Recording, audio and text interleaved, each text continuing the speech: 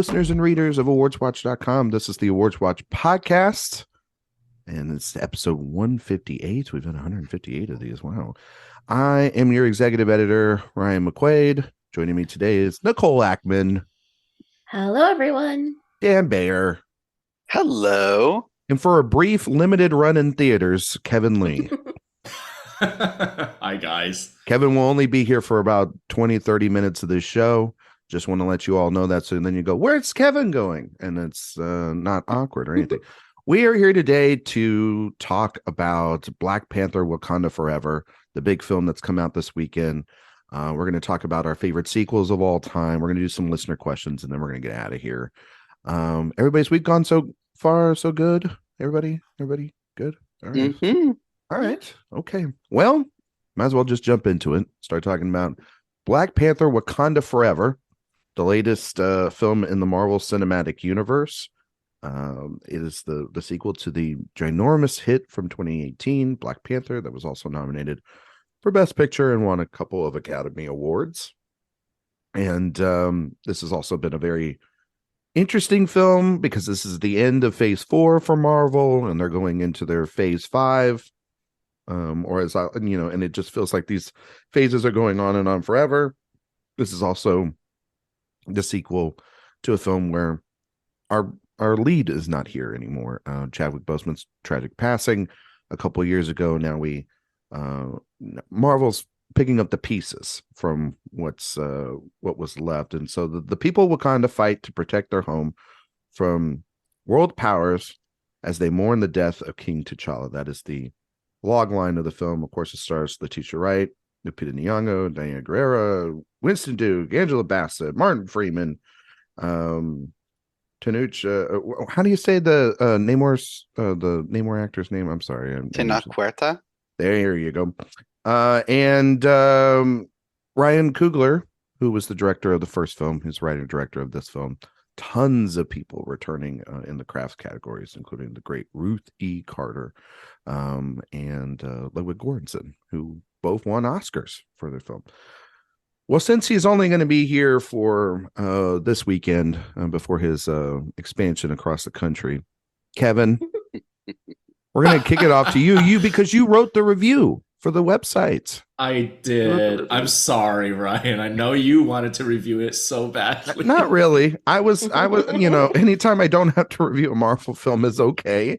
And I much prefer everybody else get a stab at it too, because I think they are interesting reviews to do. I did the one for Thor: Love and Thunder. It's kind of weirdly hard, I think, to review a Marvel movie because you can't really hate what they've done, but you can't really, I think, sometimes love what they've done, and they make for challenging. You can absolutely hate what they've done. I think for me, it's possible. It's hard to put it on paper, though. I think because of the fact that it is the biggest property in the world, and you're cementing yourself against a franchise that's huge. But anyway, Kevin, your thoughts on the film? Yeah. So. Yes, I did have a lot of challenges writing this review because I think there is a lot to like about this film. There's a lot to love about this film, but I think the way it's presented, I think there's a lot of really tricky tightrope walking this movie's got to do, and I don't think it all works.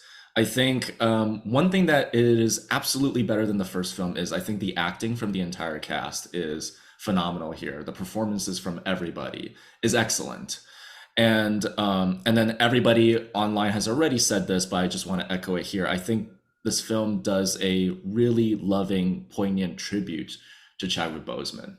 I think the first 10 minutes of this movie and the last 10 minutes of this movie, I think they hit really, really hard. That being said, I think it casts such a large shadow over the rest of the film. I think the main storyline involving Namor and his people of the Talakan Kingdom, I think there's a lot to love there. There's really interesting backstory for his character. But I think there's a lot that has to do with his motivation, Wakanda's motivation. There's a lot of potential for misinterpretations and misunderstandings of where Wakanda sits on the world stage, where they stand, and how these two kingdoms led by people of color would tragically fight one another as opposed to the greater enemy. And I think there's a lot of nuance that could have been in the story that I personally don't think they went as deep as I hoped they would.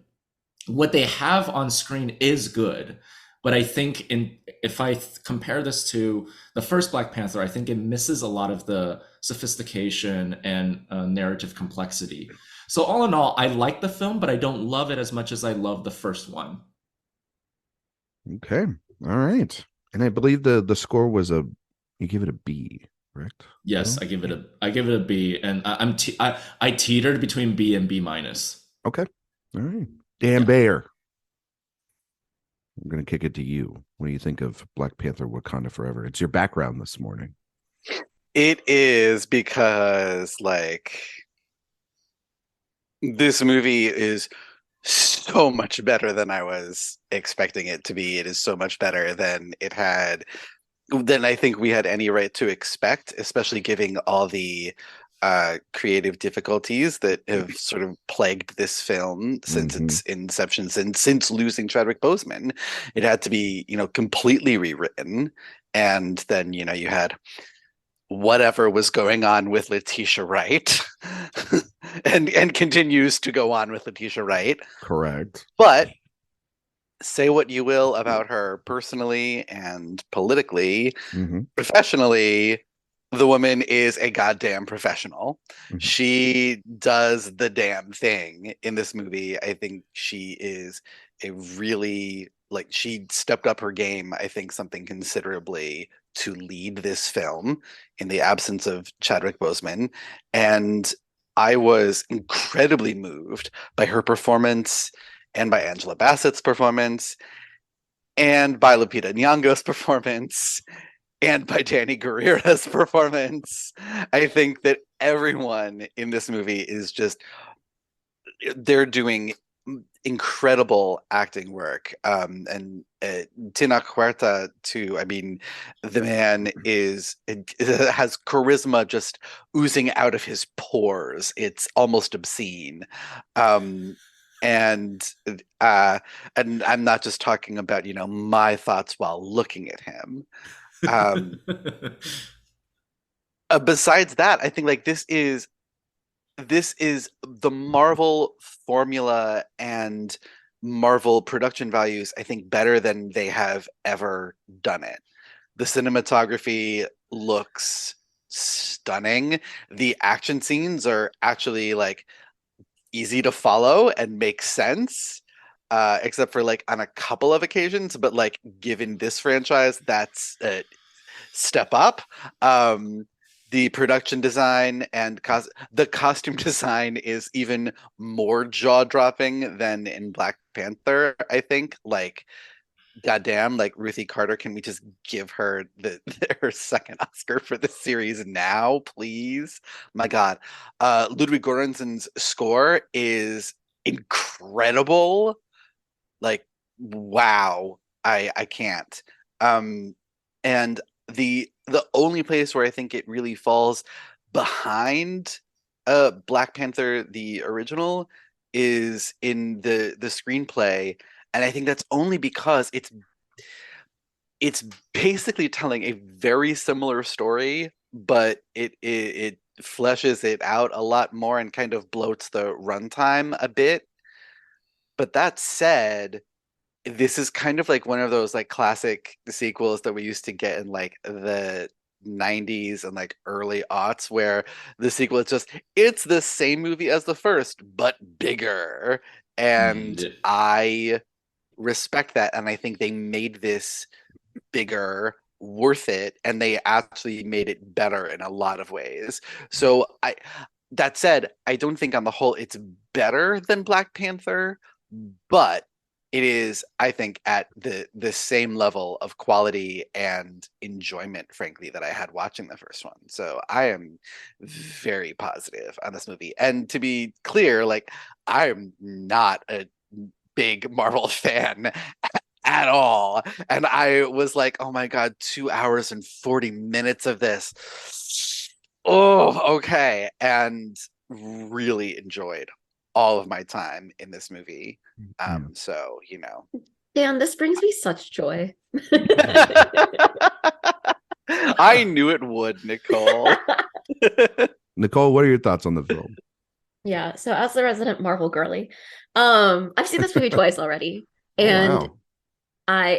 I saw it at a press screening, which also this movie's always going to hold a special place in my heart because it was my best friend who has recently gotten into film criticism's first press screening, and we got to be at it Nice. together, so that was really special. And I got to see it with my sister. And listen, Marvel knows where to hit me when it comes to like sibling stuff.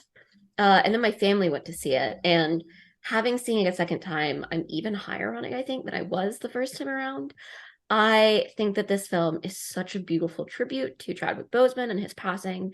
I think that part of why it works so well is that you can tell that this is not a group of actors acting like they are sad for a fictional character's death. This is a group of people who are genuinely mourning their friend's passing. And a lot of these cast members were really close with Chadwick, and I think you can definitely feel that in the movie, that they are genuinely mourning a real person while making this. I think that this whole story of Shuri having to kind of come in her own and step up in the wake of her brother's passing is really interesting. I really like, the way that it opens sort of with her trying to save him and not being able to. I think that that's a really interesting angle to take with it. And I think the performances are like all around great. I loved obviously Chadwick Boseman as T'Challa, but it is really fun to get to see all of these women take center stage and to see this be so much a movie about a nation of women coming together. And then, of course, the incredible Winston Duke as M'Baku, who is delightful as always. But, I also really like, listen, as a historian, anytime that you make a movie and you tell me that colonization is the real enemy, I'm going to love it. I think that the way that they, pull in this whole idea of the Spanish conquistadors and smallpox and all that's really interesting. I think it sets up Namor to be my favorite type of Marvel villain, sort of in the same realm with Zemo and Killmonger, where you're like, right motives, wrong method, my dude. So I really enjoyed all of that. I think that he and Letitia Wright have like weirdly good chemistry together. I was like, oh, okay. I think that the production design is great. I think I also watching this, I was like, damn, they're coming for James Cameron. They said Avatar 2, who? We're going underwater first. And I do think it's kind of funny that they managed to get this out before Way of Water so that like now they don't have to deal with being like, well, it doesn't look as good as Way of Water. But the thing for me that's most special about this movie is that I have really loved Phase 4. I'm one of the big Phase 4 defenders, and we do exist because Phase 4 has been a phase entirely centered around the idea of grief and moving on after loss and sort of putting your life back together. And we've seen that over several different properties that I think have, dealt with it to varying degrees of goodness, of quality. But, taking things like WandaVision and Falcon and the Winter Soldier and even Shang-Chi, I think is very much about how a family is dealing with the grief of the loss of their mother. Yeah, very much so. And I think, exactly. And I think that this then is the perfect end to this phase because it really is also a movie about people dealing with grief, both sort of centuries old grief that they're still unpacking and also fresh grief in the face of loss. And I find that all really interesting. I think obviously this does not reach the sort of Shakespearean heights that the first Black Panther does. I also think that the first Black Panther is one of those Marvel films like Iron Man, like Shang-Chi and the Ten Rings, that really stands on its own away from the rest of the franchise. And I think it's totally natural that a sequel would not do that. The sequel sort of is helping to bring all of this into the Marvel world, but I think it does so in a way that doesn't feel too contrived. Julia Louis-Dreyfus is obviously there to try to set up Thunderbolts, but she's having so much fun. I'm having so much fun. She is having the time of her life. I was really here for it. Right. I enjoyed seeing her. And I think that the introduction of Riri of Ironheart into this is actually really beautifully done, partially because I've always wanted to see Shuri get to have someone who's sort of on her level intellectually. And I think that coming in the form of another young woman of color is so special. And seeing that bond form between them, I think is really great. And I think that the way that they call back to Iron Man with the character is subtly done, but beautifully done. There's some shots that are very similar from the early Iron Man movies that we see, you know, like the punching out of the heart and the iron. It's really nicely put together, and I think a really great introduction, similar to you know, how Peter Parker was introduced in what was that, Captain America Civil War, before he got his own movies. And I think that this is even more well integrating into the plot than that was, but it's a character I'm very excited to see more of in the MCU going forward. Okay. Sorry, I have to be the bearer of bad news. I was not a fan of this movie. I think that this is, I wouldn't say this is like the worst film in the MCU, but it's definitely in the bottom tier for me. I think that this is, I think all the sentiments that you guys have said is, you know, is a very fair estimate and assessment of this movie, but it's also a giant mess. It is a giant mess from a structure and plot standpoint. This movie doesn't know what it's trying to say. It also, Nicole, you bring up the visuals. Dan, you brought up the visuals. I went to a press screening and an IMAX screening, and my IMAX is pretty darn good. Like I've seen plenty of films down there, gorgeous, you know, cinematography by so many films. Some of my favorite films of the last, you know, 3 or 4 years. I couldn't see any of these characters on the screen. It was so poorly lit. And especially the night sequences when Namor is introducing himself to Shuri and Ramonda. And I could not see it. The sequence on the, what is it, like the freight or the tanker or whatever that's out there in the middle of the ocean. Yeah. Couldn't see that either. It was okay, so I dark. will say I saw this once in IMAX and once not in IMAX, and weirdly I felt it looked better not in IMAX, which is not good. Which is not good, but I also think it may not be an issue with like the movie itself. It may be an issue with the IMAX like like the IMAX presentation, you think? Yeah, exactly. Yeah, like I think it may just not have translated well whenever they. I mean, I saw it in quote unquote IMAX. Yeah, like no, I didn't see it in faux IMAX. Yeah, it was real. I had no problem. Yeah, no problems. Okay. Seeing anything. I mean, I recognized Lake Bell right off the bat. Even I was like, is that Lake Bell? Yeah. I know, and like all that, but I have heard that there have been a lot of projection issues with this movie. Yeah. So which is like kind of shocking. It's almost to the level, and I'm going to just say, it's almost to the level when you hear about sound quality in the Nolan film. Like, you know, and because people have had that issue, and I definitely had that. And I'm someone that gives passes to many of those things in the past. I'm like, the movie, it's itself. But then, you know, I think the first 10 minutes of this movie are beautiful because you're right. It is the burial. It's the grieving of an entire country. Even though when we get into spoilers here, and I think we kind of are, because Nicole mentioned a character I wanted to mention in opening thoughts with Julie Louis-Dreyfus, but it is what it is. But I think it's beautifully crafted. I think it's actually some of the best stuff of the film, but it also feels like, too, Marvel has put themselves in a box and trapped themselves in it. Because of the fact that, yes, there is this ultimate tragedy that no one saw coming with Chadwick Boseman. None of us saw that coming. And Coogler and Boseman had announced the sequel together, and the sequel title together, at one of those like Comic-Con, you know, D23 sort of events. And I feel like when they went back to the script, Dan, they did exactly what you kind of said, which is they scrapped whatever idea they had for the sequel, and they sort of recontextualized the first film into the characters that are currently left existing in this cinematic universe. And the problem is, and I know that this is a problem that they can't go without, but this truly does feel like it misses the presence of T'Challa. It misses the presence of a Chadwick Boseman, because I think while these actors are good at their jobs, I was not invested in this story whatsoever. They, to me, felt as if this was like you take the thing that made the first film work so much and it's completely gone. So without having T'Challa, it feels like a wandering, mysterious sequel that then you introduce this, as Ryan Coogler calls it, antagonist, but as I know it to be watching this film, a villain. And I think that it's poorly written. I think that he is doing the best he can.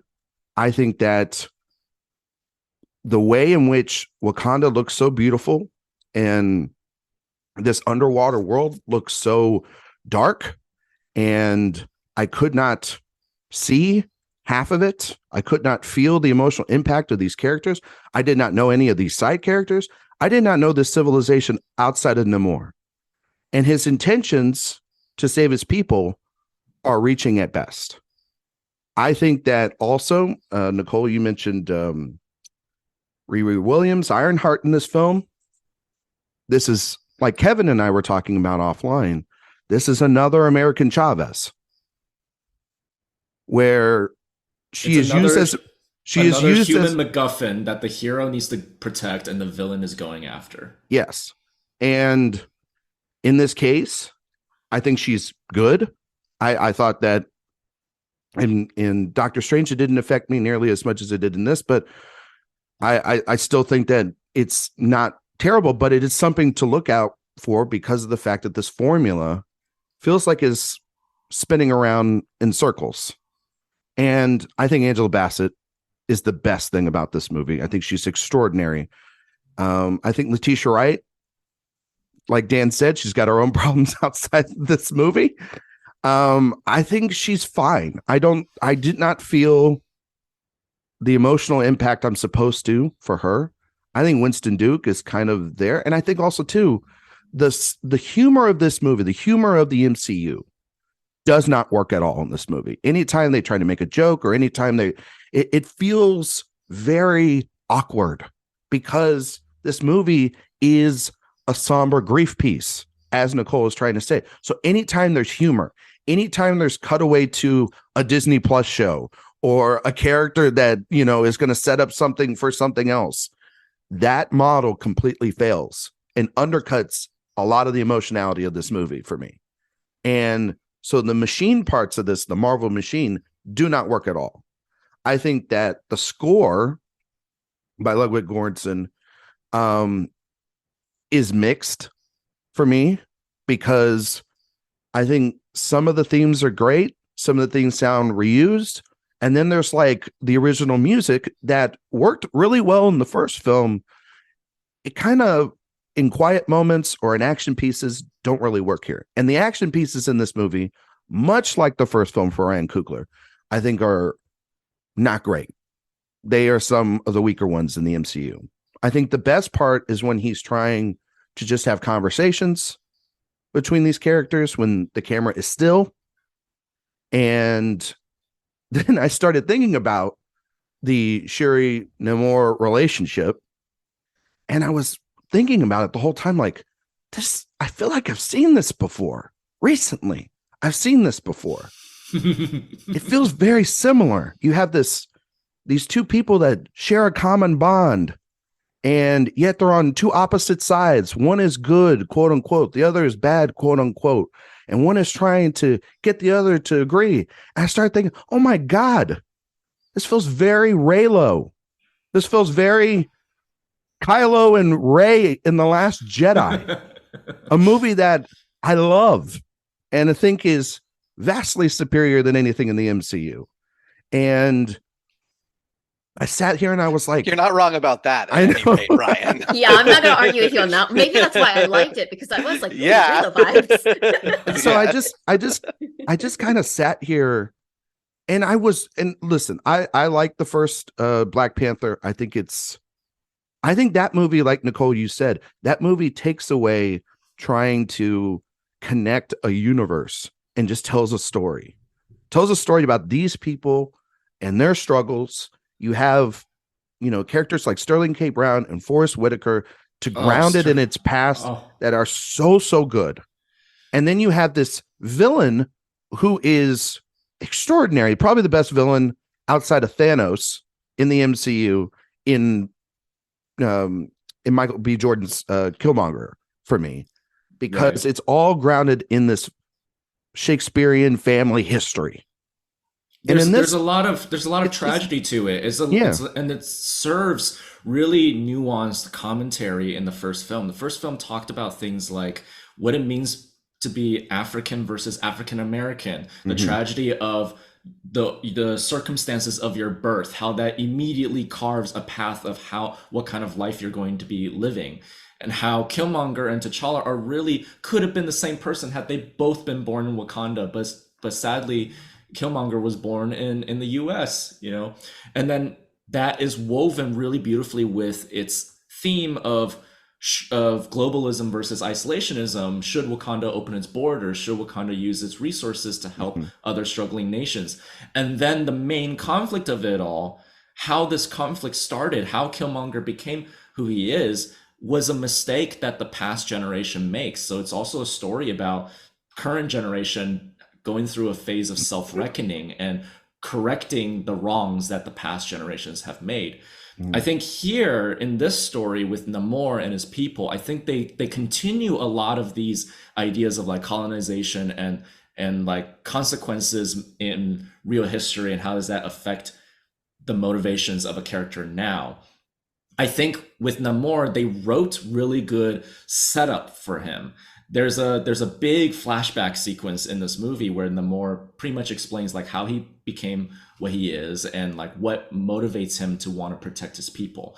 I think overall that flashback is great. It's great stuff to explain where he's coming from. However, it's not enough to explain why Namor would really attack Wakanda. I think the scene itself that affects that decision, that makes Namor at the very end of the day say, I am going to officially attack Wakanda now, I think it's not good enough. I think there's clearly stakes on Namor's end, and I think the script just doesn't give him those stakes. He says for a significant first half of the film, don't you dare let the world know of our existence. And I'm like, that should be the perfect thing to push him over the edge for people to know of his existence, and the script doesn't even go there. And I think for me, this is part of a larger problem that I've had in the MCU, is that every color and creed have given their chance to shine. And I felt as I watched this film that Namor and his people, who are predominantly portrayed by Latino actors in this movie, are completely either underwritten or they are not, their motivations, like Kevin said, were not clearly expressed.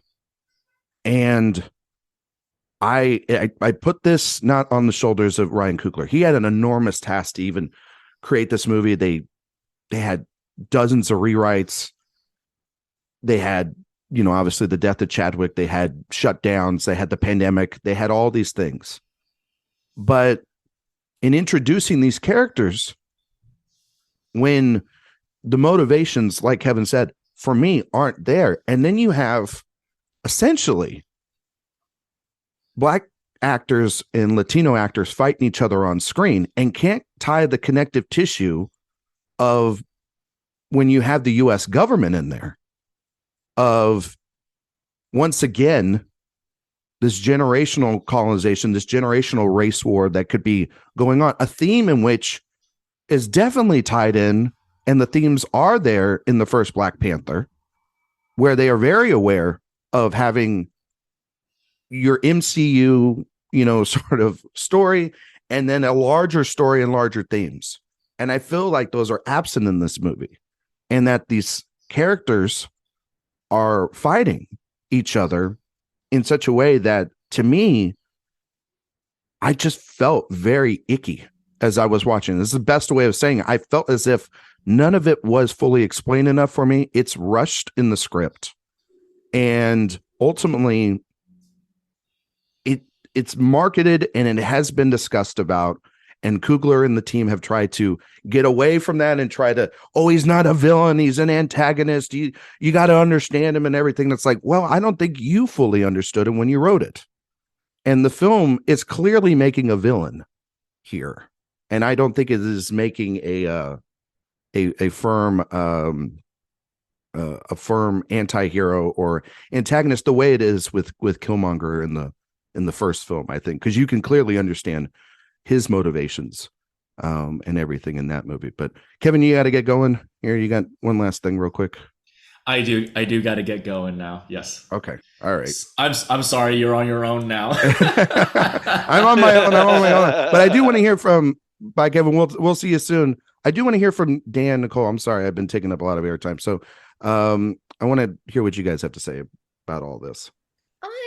I would disagree. I think that Namor is a really interesting character and reminds me a lot of characters like Zemo and Loki, who were introduced more as villains. And I think we'll see Namor again, and I think we'll see him slide more into that anti-hero role, frankly. I think that he is like all the best Marvel antagonists, like I said, who it's very much a case of like right motivations, wrong methods. And I think the fact that he is picking a fight with Wakanda is meant to be seen as a character flaw. And the fact that the Wakandans, and particularly Shuri, would clearly much rather, work with him. She, is very interested in this nation that he's showing her, and she is more open to collaboration, whereas he is sort of happy to just go, to fighting. And I think it's also important that we don't see sort of the rest of his people with that sort of villainous undertone. Obviously they're fighting against the Wakandans because their leader is leading, their godlike leader is leading them against them, but they're not sort of villainized in the same way. They're very much more seen as just like they're just trying to protect their turf, whatever.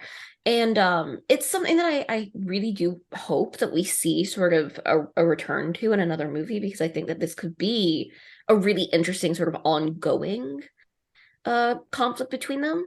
And I really liked the writing of Namor, actually. I really think that they set him up as a character with a really fascinating backstory, who has, sort of a complex motivation that's very rooted in his own ongoing grief. And I think that they are clear, though, to show that, like, the root of the problems here are because of, both colonization and then because of the United States. And we see sort of that the United States are the people who are itching for a fight more than anyone else is. Whereas, and a lot of this is brought about because of the Wakandans knowing that the US is sort of on the edge of trying to start something with them. And I think that that's where the whole thing with sort of Martin Freeman and Louis Dreyfus like actually comes in and plays a part in the movie, because I've seen some people saying like, oh, it's just there for the sake of like interconnected universe, but I don't think it is. I think it's there to sort of remind us that the US are pushing people into a difficult situation.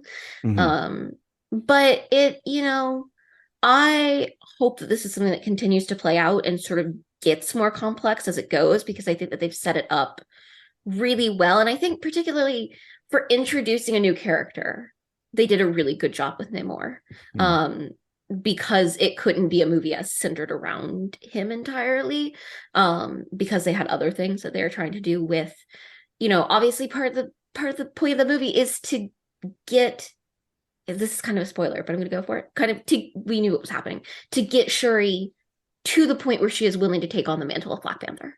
Yeah. Which again is a lot of what Phase 4 has been about, is sort of seeing this younger generation come up and step into these roles of leadership, which is part of why I've also enjoyed it. I think that is one of the more interesting things about this movie for me, is the sort of question of what makes a good leader. And I think that I really particularly liked that final confrontation scene between Shuri and Namor. Um, I actually think that that I'm going to call it climactic, even though it kind of not really, but that climactic montage as she is sort of making her decision between as of what to do Mhm. with Namor is one of the best edited montages in anything that I've seen this year. Just really, really well done. And normally I found this kind of like, remember everything that happened in the previous 2 hours montages. Yeah. I generally speaking hate them because like I've been watching your Like, movie. I'm You not don't- dumb. I you remember. don't need to explain yourself. This isn't a TV show. Like I Yes. literally just Yeah, saw that. yeah. Like, But yeah. that montage is just so well done. The shot selection is very well done, and the way it's edited together is really, I thought it makes its point really strongly. And I love that the question of what makes a good leader is not just, sort of the ghost of T'Challa and how Wakanda is running itself versus how Namor is running his kingdom, but also what sort of influences Shuri has had growing up the way she has. And it does, again, like kind of spoiler, bring back Michael We can B. go into Jordan. spoilers. It's fine. Talk about Okay, it. it does, bringing back Michael B. Jordan and that little, sort of heel turn that Shuri takes in the end. I hated it, but it made sense, I think, from a character perspective, that someone dealing with what she has dealt with and, seeing how Namor has taken such an antagonistic role towards Riri, who is a girl who, you know, Very innocent. she very, very innocent. She Mhm. may have built this thing to detect vibranium, but she was not the person who used it No. to try to, do anything of that. She's just experimenting and building things because, to exercise her brain, basically. Yeah. And, she is not the one. And I particularly enjoyed the scenes between Shuri and Namor where they're talking about this because I could understand Namor's point of view. His people have been protected. No one is gonna understand, an underwater kingdom of people, and he, even in his limited experience of the human race, he has seen how they just destroy. Mhm. There is no understanding. Everyone is out for themselves, and you can understand why he would want to protect his people from all of that and be afraid of how the outside world is going to see them and then what they are going to do. I think that made perfect sense, and his overreactions were they were overreactions, but I think they made sense. I also think there's something interesting in the connection between this movie and Eternals in that way. And I was this going to sort bring of that up. immortal being, and he's taking a much longer view of human history than everyone else. I know that Eternals is maybe the most divisive movie. Certainly I in like that this movie. phase of the I like that movie. MCU, I think it's the most divisive. I think that movie did a better job of explicating that sort of view on this, but that was a whole movie about it, Mhm. whereas it's just one element of this movie. But I liked that sort of more thematic connection between movies in other movies in the MCU than the whole like plot interconnectedness, which I get is sort of like that's what the MCU is, right? What they Like built themselves it's on literally what Yeah. it's on comic connecting to a books. team And that up. goes back to the It is comic books Like on the that's big their source screen. material. Like that's what they're doing, Yeah. right? Mhm. You just gotta accept it. What I find fascinating, Ryan, is that is for this movie to feel like your breaking point with the MCU, When- honestly. And I wonder how much of that is because of what judging on what I saw when I saw it, the projection issues in your It screen. It might have been. I am willing to. I do need to go see it again. I'm I have truly shook because I thought like the Yeah. underwater stuff was so That bright looked in really a lot of good. places. Okay. Yeah. All right. So Yeah. I got to say this live on the air because I Oh, haven't been no. able to say this. I've said this to Kevin and everything. I thought the underwater sequences were so underwhelming that I had a friend of mine who's here that we went, that, you know, us critics, we were sitting there together. At the end of it, I said, I know you're going to really think I'm crazy, but this movie's underwater sequence is so underwhelming. I think I'm actually excited for The Way of the Water. Look, whatever And I can went- get Whatever it Ryan takes. into Avatar: Way of Water, I was like- I will accept. I was like, because that movie looks clear, and like that movie looks like it's like I could see the worlds that James. I'll give him that. I can see it. I don't think that I think it's a little uncanny valley sometimes, but I can see it at least. And so a couple of other things that I thought, you know, Dan, you were bringing up. Can because- I make Yes, one no, connection to you real quick? Okay. Yes. Nicole. Speaking of thematic connections, I also think there's a really interesting thematic connection between Wanda in WandaVision and Shuri here, with this idea of people who have been pushed so far past their breaking point, in particular women who have been pushed so far past their breaking point that they sort of don't care about morals Mhm. anymore. And I find that to be one of the most interesting things in this movie is Shuri, you know, whenever she says even at the beginning that like she'd be happy to watch the world burn because it took her older brother from her. And that is something that, you know, as someone who is close with my sibling, I totally understand. I'm like, girl, I'd be there too. And then she gets pushed so far. I really think that like if we look at all the characters in the MCU, Shuri really is one of the ones who has had the most shit happen to her. She's one of them. By Yeah. the end of this movie, she's up there with like Thor and Wanda in terms of one thing after another. Well, I hitting her. mean, she is not only, she's lost her brother 3 times. Yeah. When you think about it, Yeah. because he died in the first film, he gets Mhm. snapped away, Flipped. Yeah. and then he dies at this.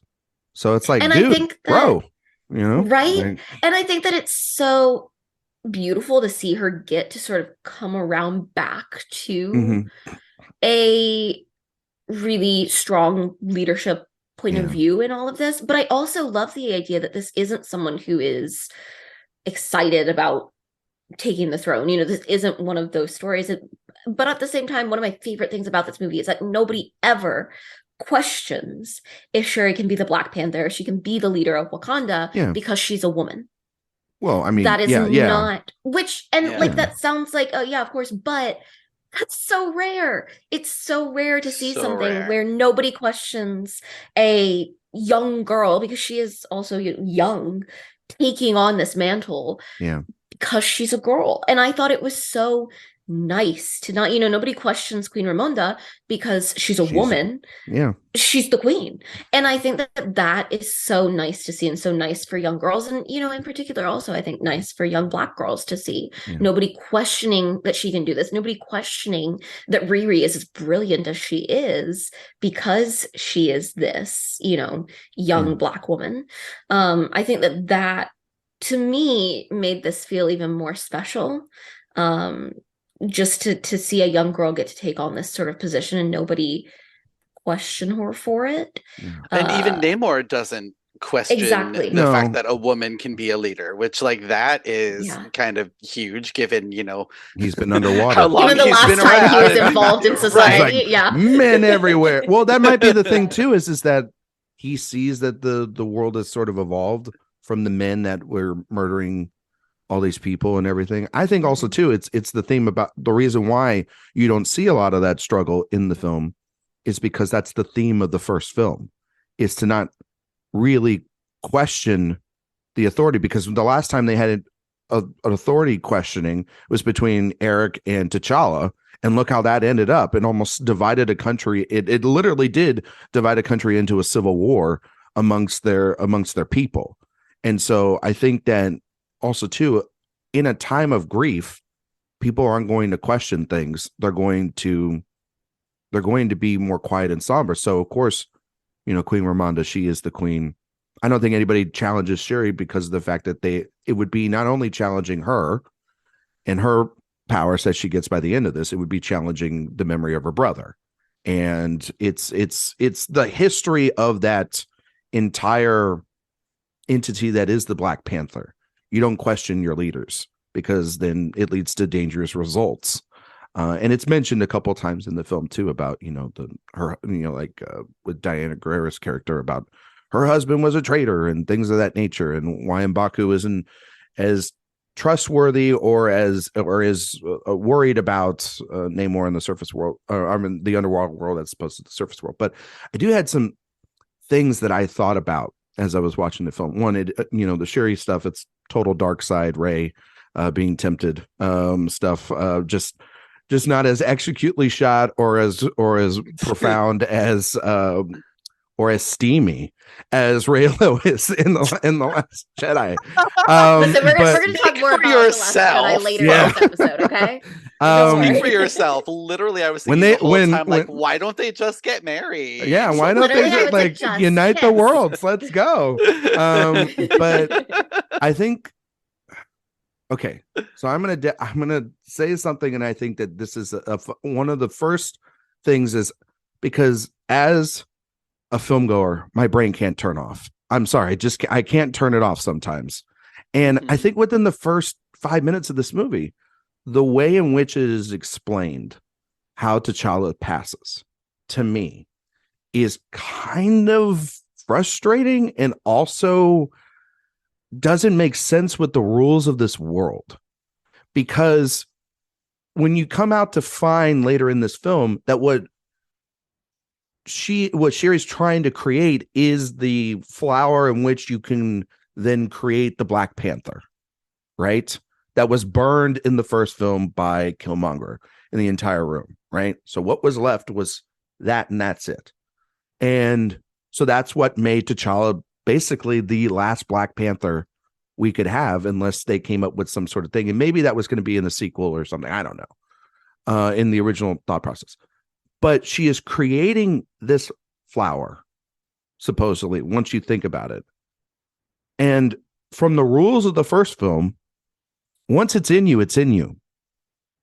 It can't be like, it can't be, you don't need like, it's not like a mushroom when you're playing Super Mario. You're not going to grow tall and whatnot again. And then you get hit a couple of times and do. You know what I mean? And so it felt weird. Obviously they have to dance a tightrope because of his illness in real life.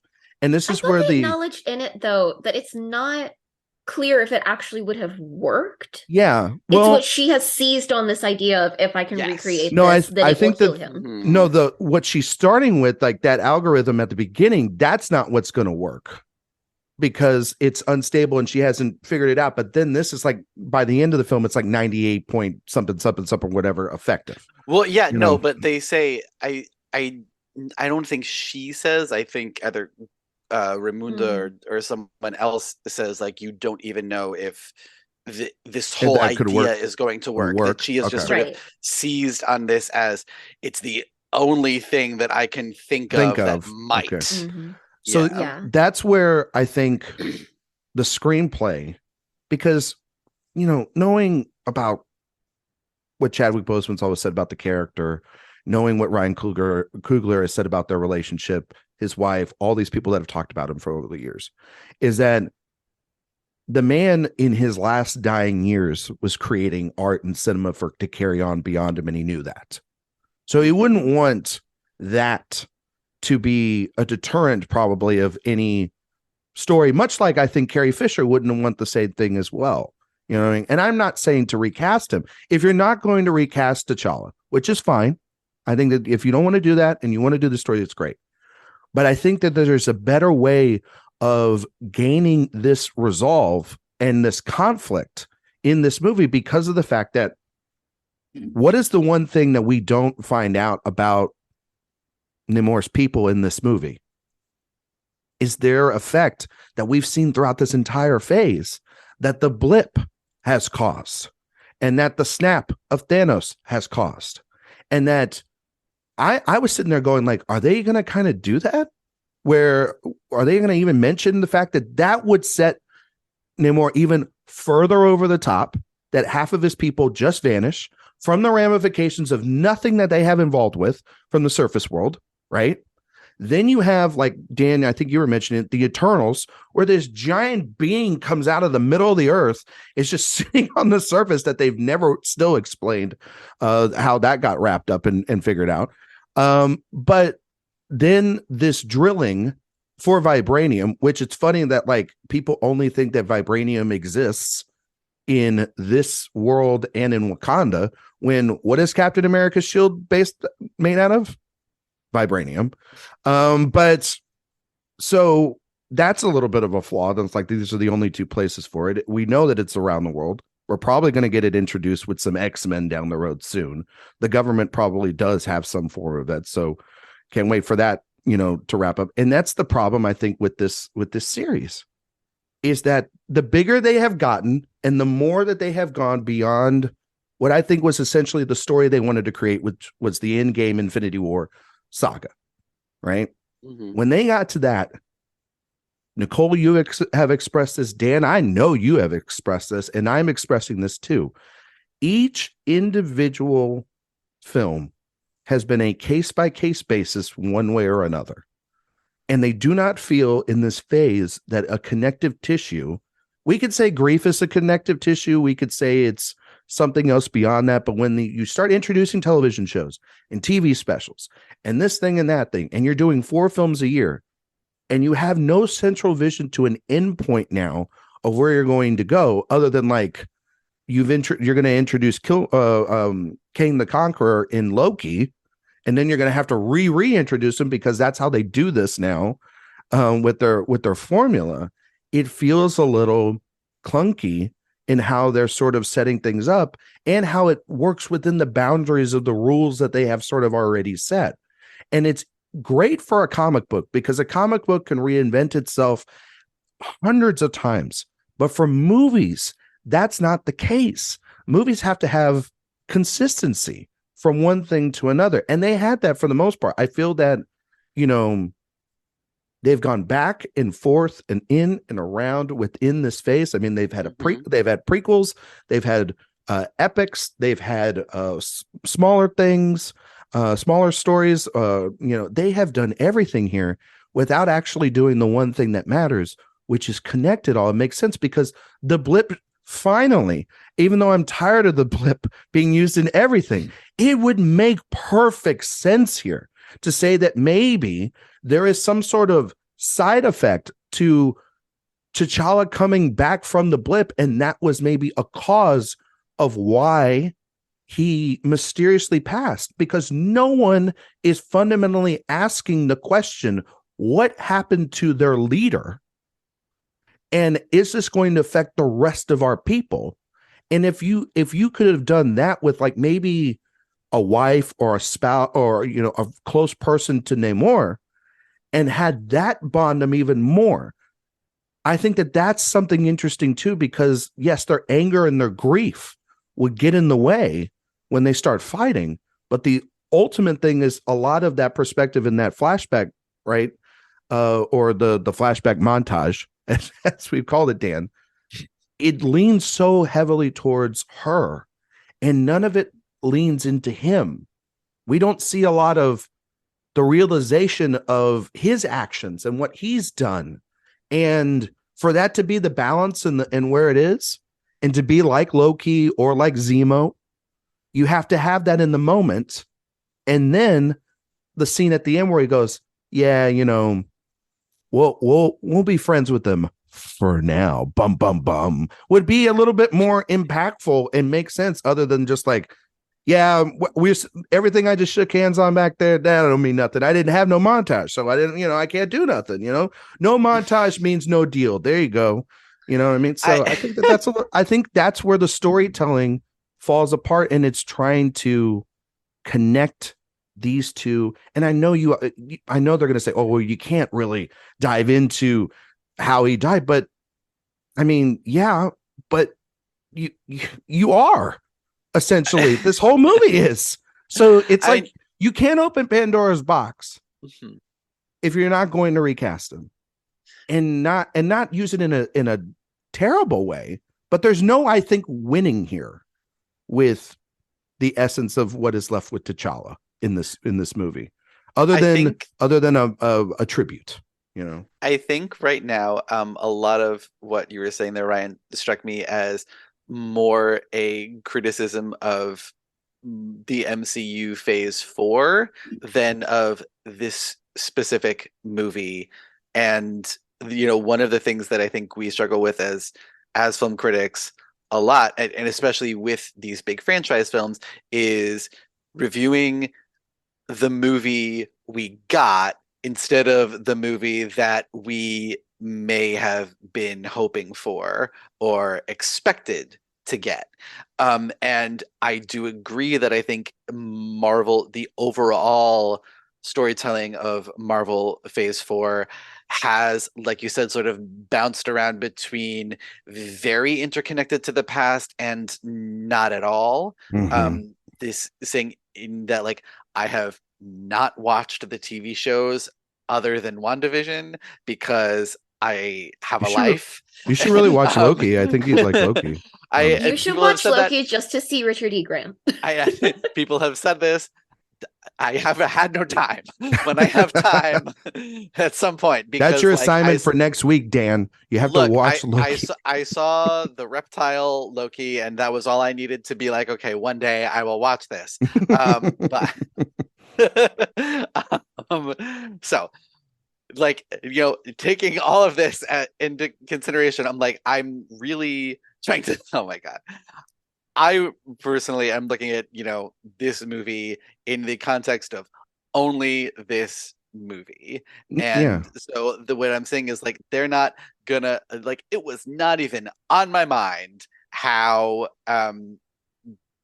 Nemora's kingdom dealt with this snap or any of that. I did not care. Because part of that is because I think the storytelling in this is so strong in its own setup and mythology that I didn't care about the larger MCU Mishigas. But that's a big part of it when you're talking about a surface level world where we've had war and invasions and all these different things. And the thing that is pushing them over the top is a drill. Like it's a very, like, when you break it down, it's a very, like, it's super petty. It's like, it's dumb. Well, no, but a drill. They have built their whole thing has been isolation, and no one knows that we exist. So if we want to bring in the larger MCU into this, okay, so half his people die without explanation. Then they come back. And then they come back. No one knows why. I'm sure they have their own little, religious mythological reason for this that they can come up with. But that does not bring the surface world closer to them, nor does anything that happens in any of the other MCU films up to this point. And that is his whole thing.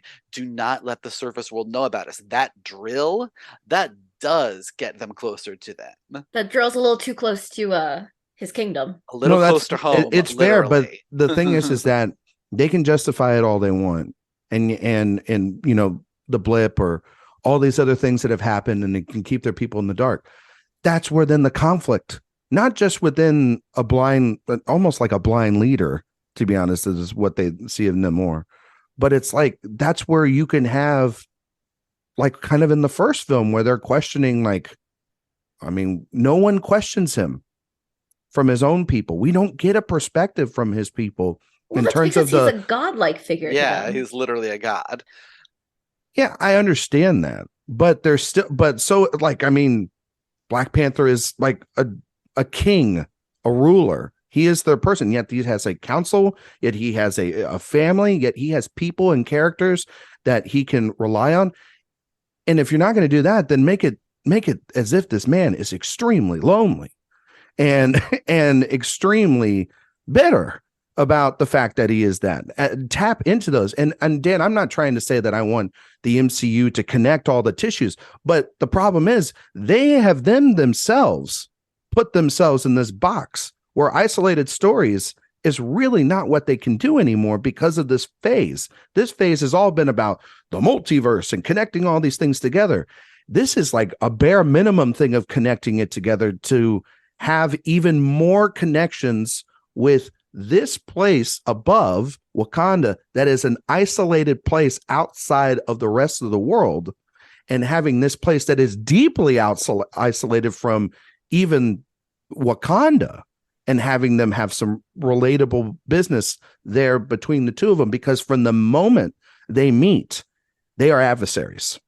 There is aggression, and it to me feels just like this movie does too much in trying to be a tribute, be a Civil War movie, be a movie about the introduction to this huge world that they're probably going to end up having expanding. And it's like the one time I'm sitting there going like, I think I need like more than just one flashback. I hate saying that. I think I might need like an episode or two to kind of figure out who and the dynamics and everything and the lives that they've lived and stuff like that. And I don't want to see more of this stuff. I find it fascinating that this movie is the straw that broke your camel's back, because I have had this exact problem with so many other Marvel movies prior to this. I thought have done it so much worse. This one feels for the MCU. This movie is remarkably self-contained. I also think it's important that this is Shuri's movie. Mm-hmm. She is the new Black Panther. And one of my biggest issues with Multiverse of Madness is that was not a Doctor Strange film. That was as much about Wanda as it was about Doctor Strange. So why are we slapping Doctor Strange 2 in front of it? And I think this movie does a good job of introducing this character to us of Namor, but not letting it become his film, which I think would be particularly problematic whenever it is Shuri's movie and it is a movie about I don't think that it's not her film, but and that's what I'm saying. I think that's why we can't get more of Namor in it, and I think that's why that's going to come later. I think because they had to keep Shuri as the heart of this. Yeah, but from my this is the big thing that I keep going back to is Marvel is terrible at writing Latino characters, and so therefore I need more. I'm sorry. I'm just going to say I need it. Aren't we getting a Namor series? Are we? I don't know. Are we? I haven't seen that news. I mean, they've announced 900. And I will say, Ryan, you're absolutely right. And to something you said earlier, Riri Williams is much better written than America Chavez. Yeah. Sorry. But much better written than America Chavez. I mean, she is, but it's like, I don't think I needed like the Ironheart connection. I just could have had this girl who is a scientist that created something, like you're saying, Dan, that's just like she's a young talent, probably like say she's on a grant from Stark Industries or something. I don't know.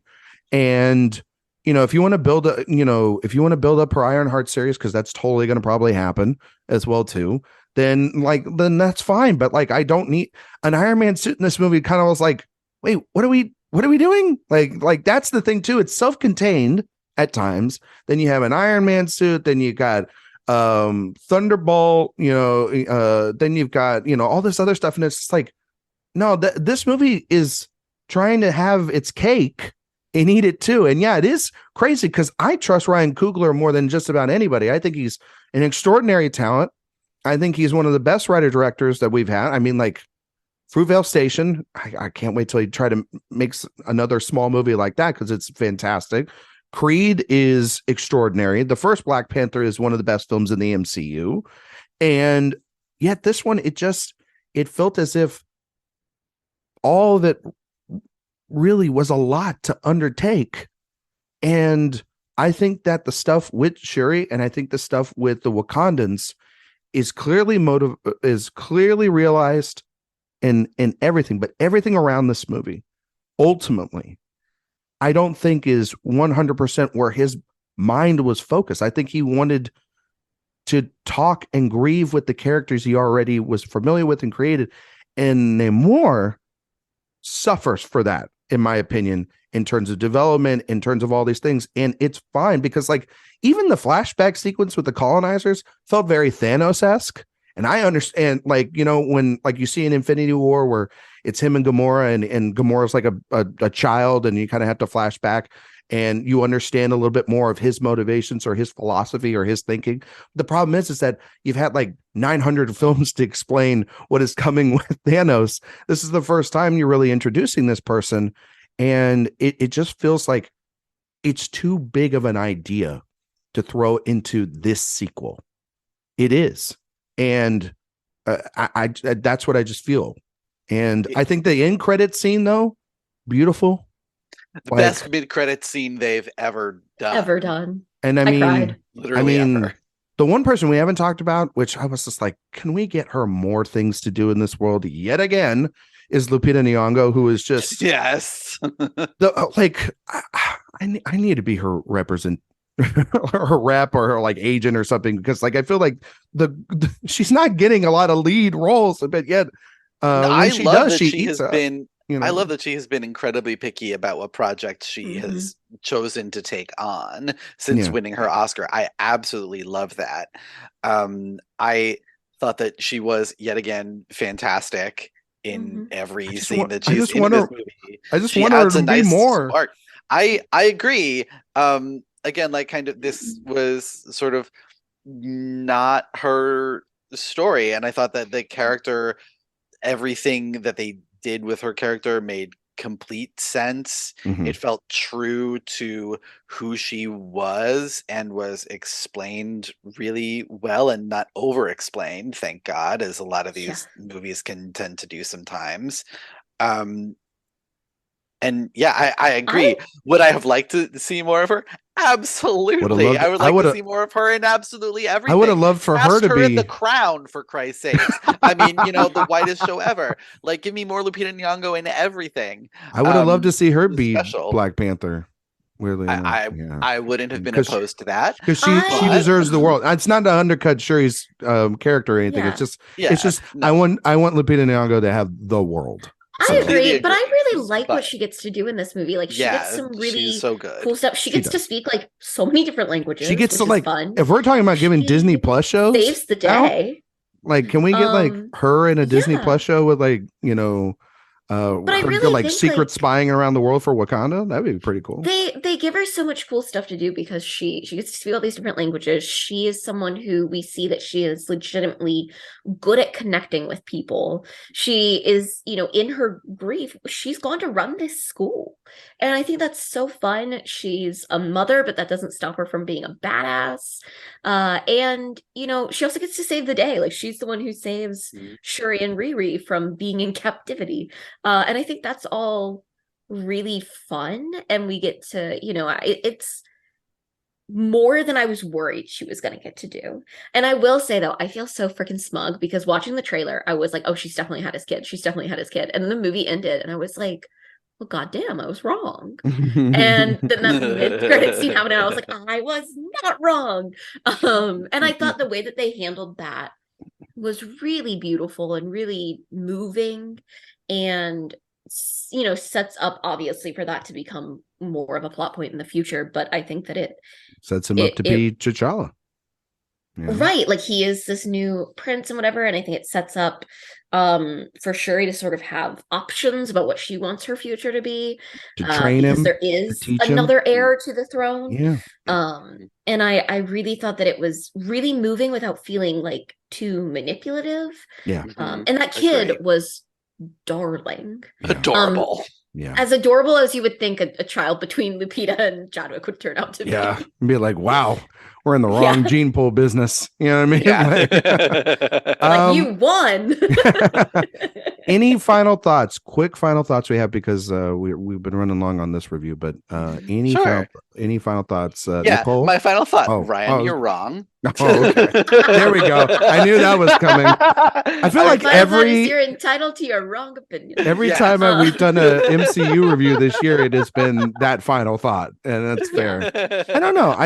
I'm totally kidding, by the way. Totally kidding. I know. This is what makes the world of film criticism more interesting. Yes, it's what I told Dan, because like Dan and I were in our AW group chat, and Dan said the word interesting, and I was like, "What do you mean, Dan?" And he was like, "No, it's just," and it's interesting too, because yeah, Dan knows I'm more of an apologist when it comes to blockbusters, and Dan is you're more critical of them, and not to paint you with a broad brush. Yeah, no, absolutely. But no, and so the thing I told Dan is the truest form of how I always feel is, wouldn't the world be a dull place if we all agreed on everything? Exactly. And I don't hate this film. I think it has many flaws. And, I think that there are people, I've read some reviews, not our own, but from others that are far more critical and far more damning. And I'm like, well, I don't know if it deserves that, because I do think that the one thing that this movie does get right is it does give a moving tribute to Chadwick Boseman multiple times, and deservedly so. I think it will be interesting for Nicole and my team how this movie is going to do on a rewatch for multiple people, because it's a long movie. It's very heavy. It's a very heavy movie. I saw it twice in 1 week. Yeah. Thanks for helping us out, Nicole. I know someone who's on their third time seeing it. That's a lot. I think that's a lot. That's but a bit much. It just came in that it made $180 million domestically. It's gonna probably cross like 400 by next week, 400, 500. It'll make its money, but it will not be in China because of one kiss on the forehead. Which is ridiculous. Several Marvel films lately though that haven't gone to China. So China has been very reluctant with Disney to begin with, given everything that's going on over there. So it's not a surprise that happened, but it was just it was like, oh, you're not gonna, okay. But it's just really that. I mean, they've done it for far worse. I mean, I don't think like that Beauty and the Beast remake that you love, Dan, made it over there because of a look between a character at the end. You know what I mean? So the first official openly gay character. Wow. Which one? Because they've had several. Oh my God, I can't. Listen. My final thought is I want to know when we're getting a show about the dermalogy, especially after Woman King coming out this year, and the emoji are the inspiration for them. And I want Okoye to have her own show. I think for me, actually, Denai Guerrera is like my MVP of this movie. She's great. She's strong. So great. She's really strong in this movie. I think that character of Okoye is so interesting. I love seeing this like female. Yeah. To put the grief of the first film and in the second film on her, plus then she is getting blamed essentially for everything that's happened within the country of Wakanda in the last 10 years or whatever, between Chadwick's death, the blip, everything that happened in that 5 year, the return of all of them. Like that's where it's like, wow, that's pretty messed up to do, and you're using that history. Which is I think she's fascinating. She's incredible. I loved when she showed up in Falcon and the Winter Soldier. I thought that was very fun. I want her to show up in every Marvel property. You have Michaela Cole as one of the Dormilagi, so she could write it. I'm just saying. Listen, a Koya TV show win. Give it to me. But yeah, I really admire. Marvel's had me a little worried lately about how they handle their female characters. And just saying. And this brought me back. I said, never mind. Some sections of the MCU know how to write a woman, know how to. Ryan Coogler knows how to write a woman. I thought Miss Marvel, the TV show, was really, really good. Oh yeah, no, I'm shading Multiverse of Madness. I know you are. Yeah, a good movie. I actually think Phase 4 has dealt with women overall very well, aside from Multiverse of Madness. But I also think that this movie, much unlike Multiverse of Madness, also deals really well with a mother's grief and what it means for a mother to lose her child. Yeah. And this is one that I can see myself watching again in the future. Definitely wanting to return to. And I really do think it is one of the Marvel movies with the strongest set of performances. Yeah. Like, from the whole cast. Yeah. Well, Black Panther's Wakanda Forever is in theaters, and you can go see it now 100 times, I guess. See it as many times as you can to help out our team. Or, don't see it all and wait for the movie that is going to have better visual effects and production design and cinematography and underwater sequences. But it won't have Lupita Nyong'o. Yeah. So go see what But it will have Zoe Saldana, so, It'll also have Kate Winslet in that tank. Damn straight. Hopefully not getting pneumonia again. Oh my God.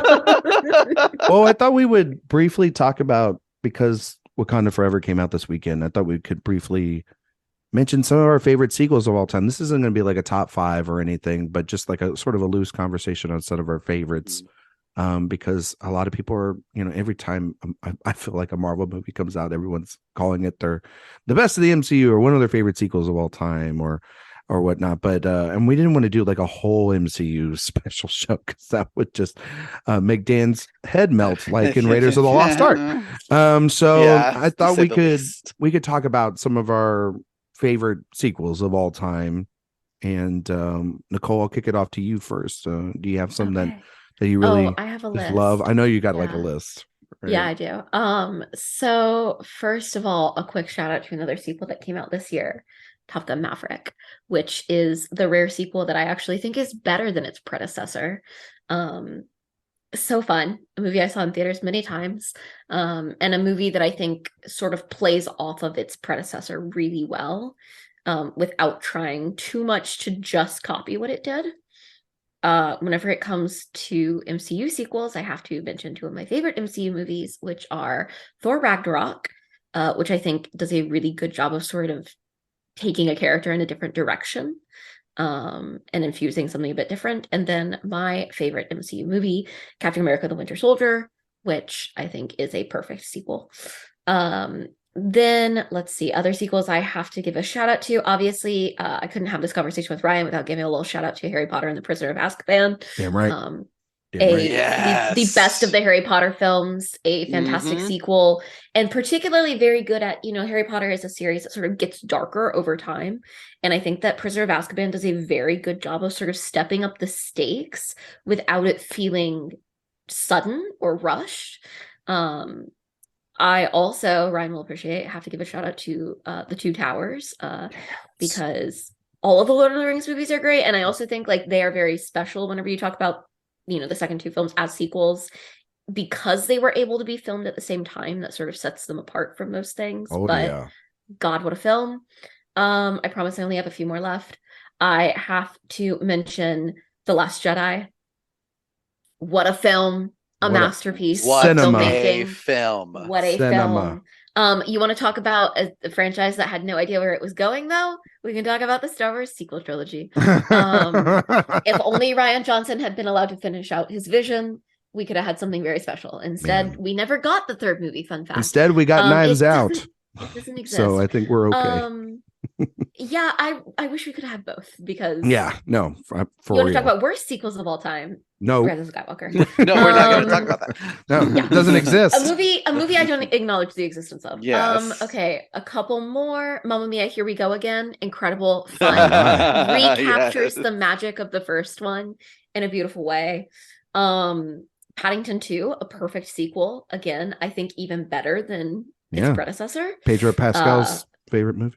Yeah. Oh my. And Nicolas Cage's. When am I getting Paddington 3 with Nicolas Cage and Pedro Pascal?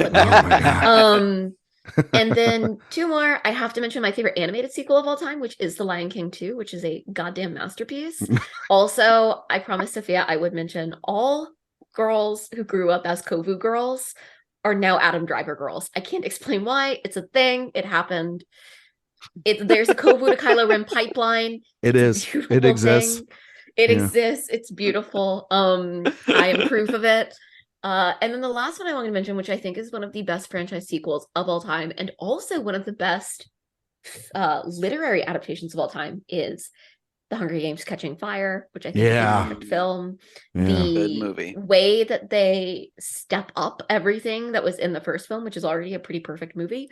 The way that they get even better performances and they add perfect people to that cast is very important to me. I think it is like maybe the best sequel ever made. And also just a perfect example of a blockbuster movie. Okay. That's it. I love sequels. Sequels are one of my favorite things, obviously. So I will shut up now and stop and let other people talk. No, you never shut up. Never. Never But do if I that. can wax poetic about Catching Fire, I will. It's the best movie in the Hunger Games franchise. Oh, easily. yeah. Not even Yeah. close. Which is a overall good franchise. It is. Like Yeah, it is. I love when the movie, like I saw it in IMAX, and when they go to the Hunger Games and the screen just opened up. Opens. So good. So Also, good. I've been thinking about it a lot lately because I'm going to Atlanta in the spring, and I purposely booked to stay at the hotel that they used for the filming. Yeah. Catching Fire. There you go. And my sister has already told me that she will be delivering Joanna's whole monologue every time we're in the elevators. Yeah. So- Yes. Yeah. Dan, favorite sequels? Well, I mean, if we're going to talk about greatest franchise filmmaking, greatest sequels ever, I have to give big, huge shout outs to X2, second X-Men movie, the best superhero movie ever made. Really? And that's your favorite, huh? And Spider-Man 2, the best, Sam Raimi. The second best superhero movie ever made. Wow, okay. Shout out to those. X2 particularly, big effect on me. Love that movie. Love everything about it. Great. It's perfect. Yeah. But when I think of great sequels, the first thing I think of is, much to Ryan's chagrin, James Cameron, because T2, perfect movie, perfect blockbuster. It's very good. It's very Aliens, good. Yeah, perfect blockbuster. Perfect a lot better sequel. On my rewatch. Yeah, it's fantastic. I love how they turn Alien, which was a horror movie, into Aliens, which is an action movie. I mean, it's not just any movie not just any like blockbuster action movie that can get an acting nomination for its lead. And Sigourney Weaver did that shit. Nicole. For any of y'all that aren't for any of y'all that aren't seeing it, Nicole just put Jennifer Lawrence in Catching Fire as her background. But anyway, continue. Trying to avoid looking at Jenna Malone's body as her background. It's great. In my opinion, however, the best sequel ever made is Before Sunset. Oh, yes. Smart. I don't think anyone was expecting that movie. And certainly when it came out, no one knew what to expect from it. But talk about a movie that does the same thing as the original, but better. It deepens those characters. It deepens the themes of the first movie. It turns it into something that is very much its own thing, even though it's the same. And just brilliant performances from Ethan Hawke and Julie Delpy. And I cannot wait to see a fourth film in whenever that's series. Supposed to come out. Literally whenever they want to do it. Whenever they want I to. am here. Or don't. See it on the first day. If they don't want to, that's fine. But that entire creative team, what they have done with those three movies, extraordinary. I want to see what they have to say about the next stage of these characters' lives. Yeah, I do. I can't help it. And yeah. I have a ton, so we're just gonna have a lot of fun talking about these. My background right now is my favorite, and I think the best comic book movie of all time, and that's The Dark Knight. I know that Dan's not a big fan of it. Nope. But I think that it is, like a movie for me that it was an event. I saw that movie. I think it's probably one of the most watched movies I've ever seen in a theater. I think I saw it like 10 times. I love that movie. I would also, like, before a movie would start, I would sneak into whatever screening of The Dark Knight was at any point at any time. Like, and I would just walk in there and see like a scene or two. And usually it would be like the interrogation sequence, or it would be like, you know, the big chase sequence in the middle of the film. But I just like love that movie unabashedly. I mean, it is superhero Michael Mann at its finest. And I'm okay with that because it's also got this insane performance from the late Heath Ledger. And it's got this, just, to me, it's so layered and it's so beautiful. And it's weirdly just like the kind of thing that you see when you're a kid and you're like, man, that's a movie. That should be like cinema at its finest. And I just remember being a little too obsessed with it. Nicole's right. The Two Towers is another sequel that I watched a ton. Helm's Deep is vastly superior than any set piece in Return of the King. And I just love the introduction of Gollum in that movie. Andy Serkis should have been nominated for an Academy Award for that. And the fact that the man didn't is a travesty. It's an all-time performance. But also Return of the King too. I remember seeing that, you know, when I was a kid and thinking like, I don't think movies get this big. They don't get this expansive, and this crazy. Dan, you're right. Spider-Man 2 was like another one of those movies where you just, you know, you see what Sam Raimi and them can do, especially with a flawed Spider-Man. He's very conflicted in that movie. You have Doc Ock, who is an extraordinary villain. Alfred Molina, my God. And the reason why his character works so great in there, and even in like the moments in No Way Home, are the best parts of that connective tissue from that film.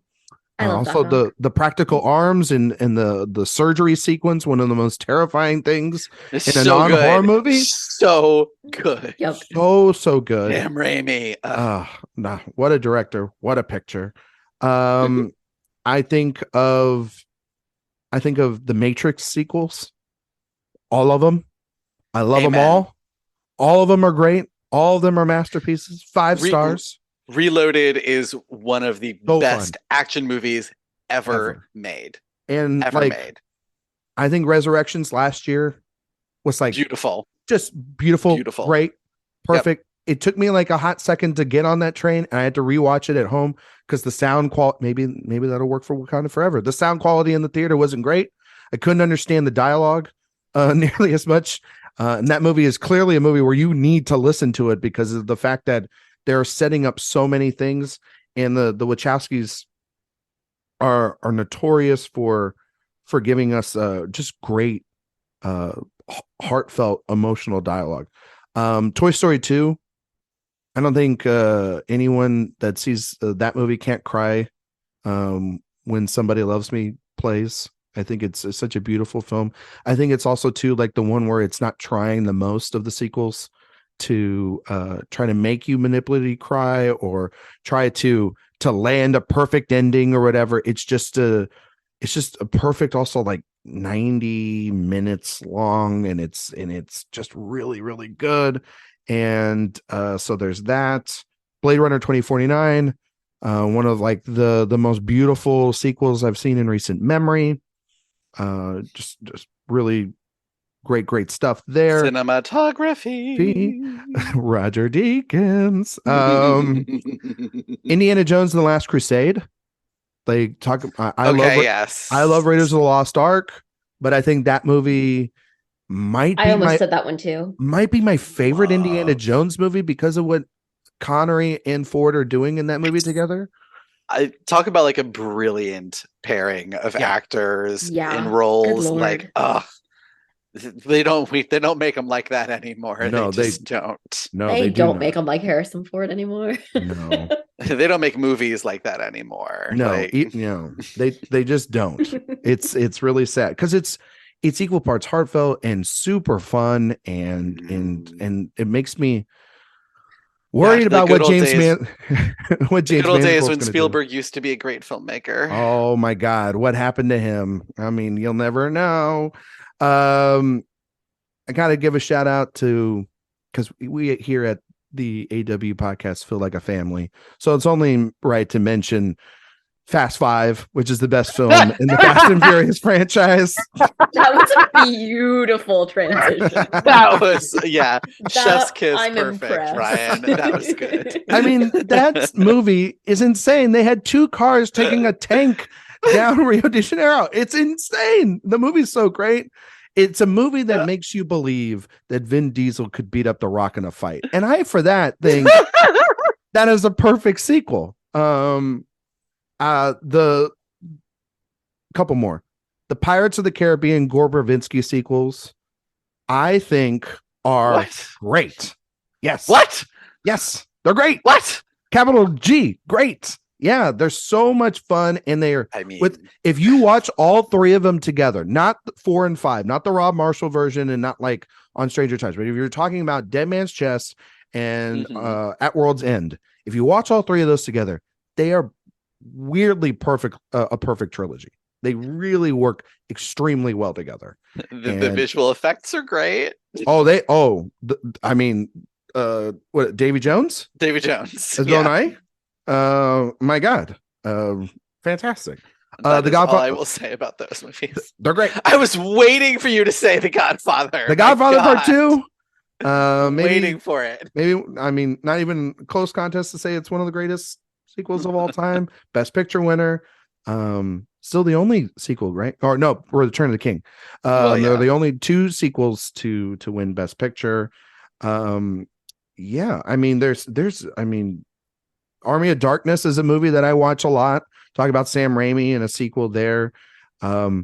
Nicole's right. The Last Jedi is a masterpiece, but also is Empire Strikes Back. That's the best Star Wars movie. Yes. Not even close. I wouldn't agree with that, but it is a great I sequel. think Last Jedi is the best Star Wars movie. Last Jedi is the best Star Wars movie. Yeah. Dan mentioned Before Sunset. I'll mention Before Midnight. Watch that movie in theaters. One of the best films of the last decade. Truly, just like, I agree with you, Dan. I would love to see where those characters continue, but also the ending to that movie is so perfect for those characters. Beautiful. It is beautiful. It is truly astonishing what they're able to just kind of wrap up within those moments. I think The Good, the Bad, the Ugly, a few dollars more. These fantastic sequels within these those spaghetti westerns. Really, really great stuff there. If we're talking about more comic book stuff and why I'm excited to see Mahershala Ali in the MCU, it's because of something like Blade 2 from Guillermo del Toro. That is just a wildly fun movie. Oh my God. Now that you said that, I'm like, how did I forget about Hellboy 2, The Golden Army? Oh, so good. Why have we not finished that trilogy? Oh my God. Come on, Guillermo. Though, respectively, he's making Pinocchio. So he made Pinocchio, and it's great. I don't think any of us has mentioned this. Mad Max Fury Road. I was waiting for you to say it, Ryan. How can you not? That movie is insane. Like, it's one of the greatest. Literally insane. And if we're gonna mention Mad Max Fury Road, I got to mention my beloved Mission Impossible series, as particularly Mission Impossible Fallout. I mean, it is Ghost Protocol, baby. And Ghost Protocol is great. That IMAX sequence, the Kremlin, the Burj Khalifa. I mean, Rogue Nation even has a special place in my heart too. I love those films. Rebecca Ferguson. Oh my God, just give her the world, Rebecca Ferguson. Literally. I know that Kevin also had a list, so we can run down these real quick. He said the James Cameron films you mentioned in Terminator 2 Judgment Day and Aliens, Dan. He mentioned Toy Story 2, but he also mentioned Toy Story 3. I think we all cried like little children when we were in there. I remember when I saw Toy Story 3, I was working as a camp counselor, and it was like a bunch of 18, 19-year-old boys about to go off to college. And there's like a whole row in the theater. Oh God. And we were all like devastated by the end of that movie. We were just all like a puddle, and we're around all these people with their children, and so we're like, "It's gonna be okay." I remember seeing that movie, and like all the children around me, like, "What is this grown man crying for?" And I'm like, "You'll understand in a I decade." saw it with my little sister, and she was literally like, "Get a grip." I was like, "You don't understand. You don't know. You'll never know. It was his best friend. He gave him over to him, and he's driving away. I mean, like it's bad. The tears. Kevin mentioned the Bourne Supremacy and the Bourne Ultimatum, which are Bourne Supremacy is fucking good. And Ultimatum to me is like one of those movies. Like if we're in an expansive lineup in that year, best picture across the board. One, I think, like editing, I believe, if I'm not mistaken. Fantastic movie. The fact that those movies are made, those two specifically, because Greengrass and Damon have been on record and said that they never had scripts for those movies, and yet yet they're so cohesive and awesome. That's great.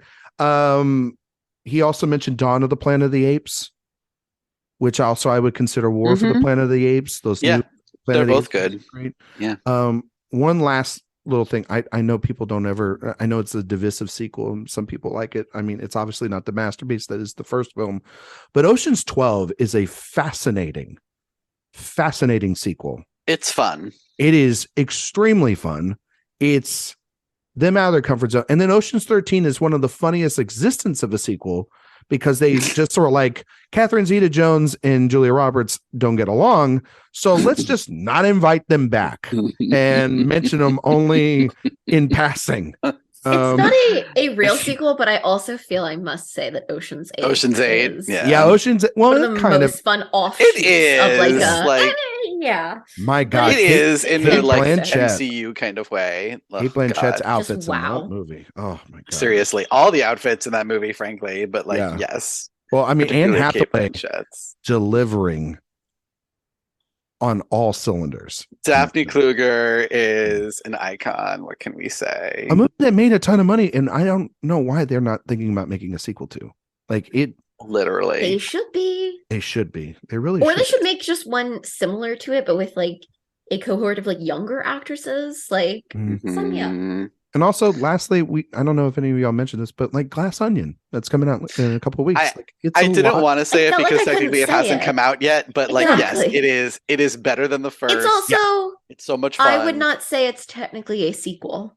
Well, it's a continuance, I guess. It's another film in the same universe. Yeah. You know what I mean? Yeah, that's fair. That's fair. In the same way that like Death on the Nile is not a direct sequel to Enough Champagne? To Murder on the Orient Express. Okay. You know? Sure. Yeah, I get you. All right, let's do some listener. Oh, sorry, Dan, you got something else? Yeah, I had one more that I wanted to say, and it's because I just thought of it.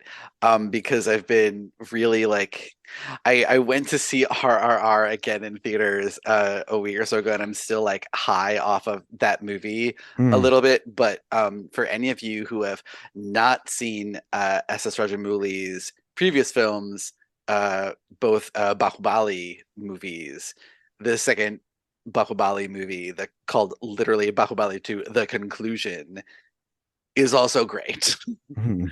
So both of those movies are great, and the second one in particular is a very, very good sequel, although it's really just like, it feels weird. It's literally like the second half of the story. But yeah, I gotta go give that one a look. I haven't seen it. Oh yes. Gotta give it a look. All right. Listener questions, and then we'll get out of here. Okay? So Kevin Jacobson, our best friend in the whole wide world, asks, we love you, Kevin. What is your biggest annoyance with the discourse so far this award season? Kevin choosing violence this week. I have an answer. Oh, it may be the same as mine. Let's hear it. I think Nicole. we all have probably. The color grading and women talking. Yeah. Listen, I'm so sorry. But every time someone says that, especially when a man says it, no offense to either of you. No, that's fair. Because it's mostly men saying it. Yeah, it's like I'm literally like, you know, in Psycho with the fucking knife in my hand, like ready to It's so dumb. It's so dumb. Like, listen, I'm so sorry. Like, I agree. Like, it's not. I wouldn't have made the film that way. Like, I do think that it's not the best color grading. I don't think But it's at the that same time, bad. if you want to discount that whole film because the color grading's a little off, Yeah. you're telling on yourself. You're telling on yourself. Yeah. I mean, that is my thing with it. Like it. Yep. I don't like it either. But if you're saying that thus makes it a bad movie, Yep. which a lot of people seem to be saying, like, get a girl, life. no. It's also like, literally get a life. I'll tell you this: the second time I watched it, it was better the second time because Mhm. you knew what you were getting into, and then you Yeah. could just sit back, shut up, and listen to what that beautiful dialogue is being said on that screen by those fantastic actors. So I agree with you, Nicole. That Yeah. is, Yeah.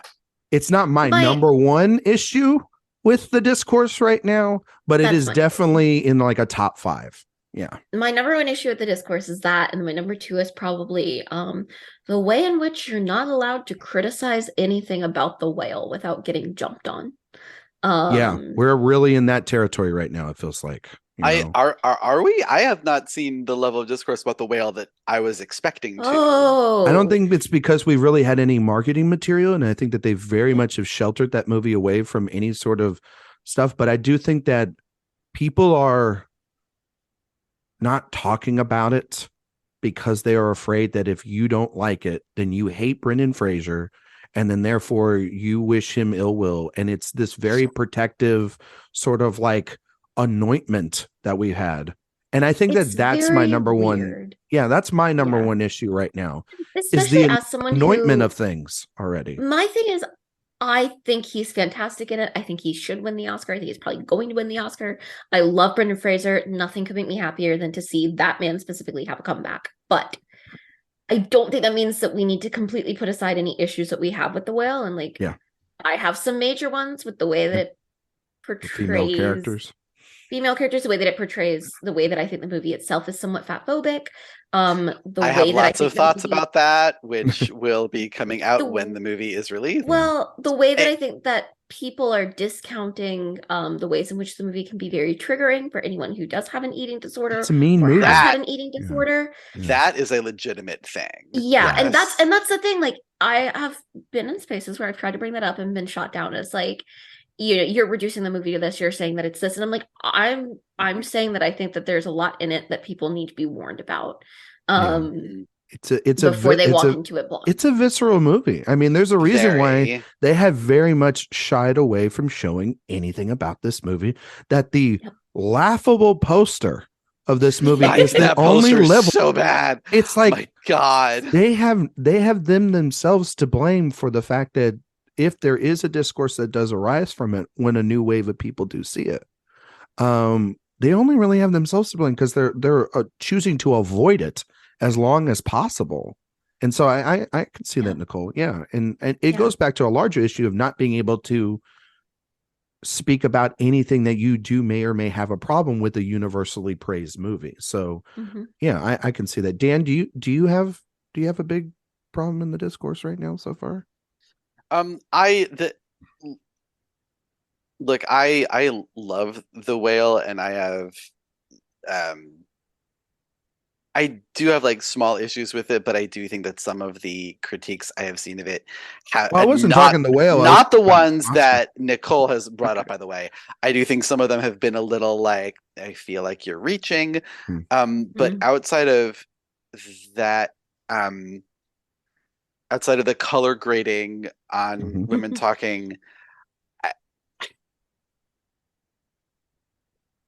I don't really think that. Okay. Oh, Just drop the T. Let's go. My biggest pet peeve of this whole year is going to be the demotion of Carey Mulligan and She Said to supporting. Really?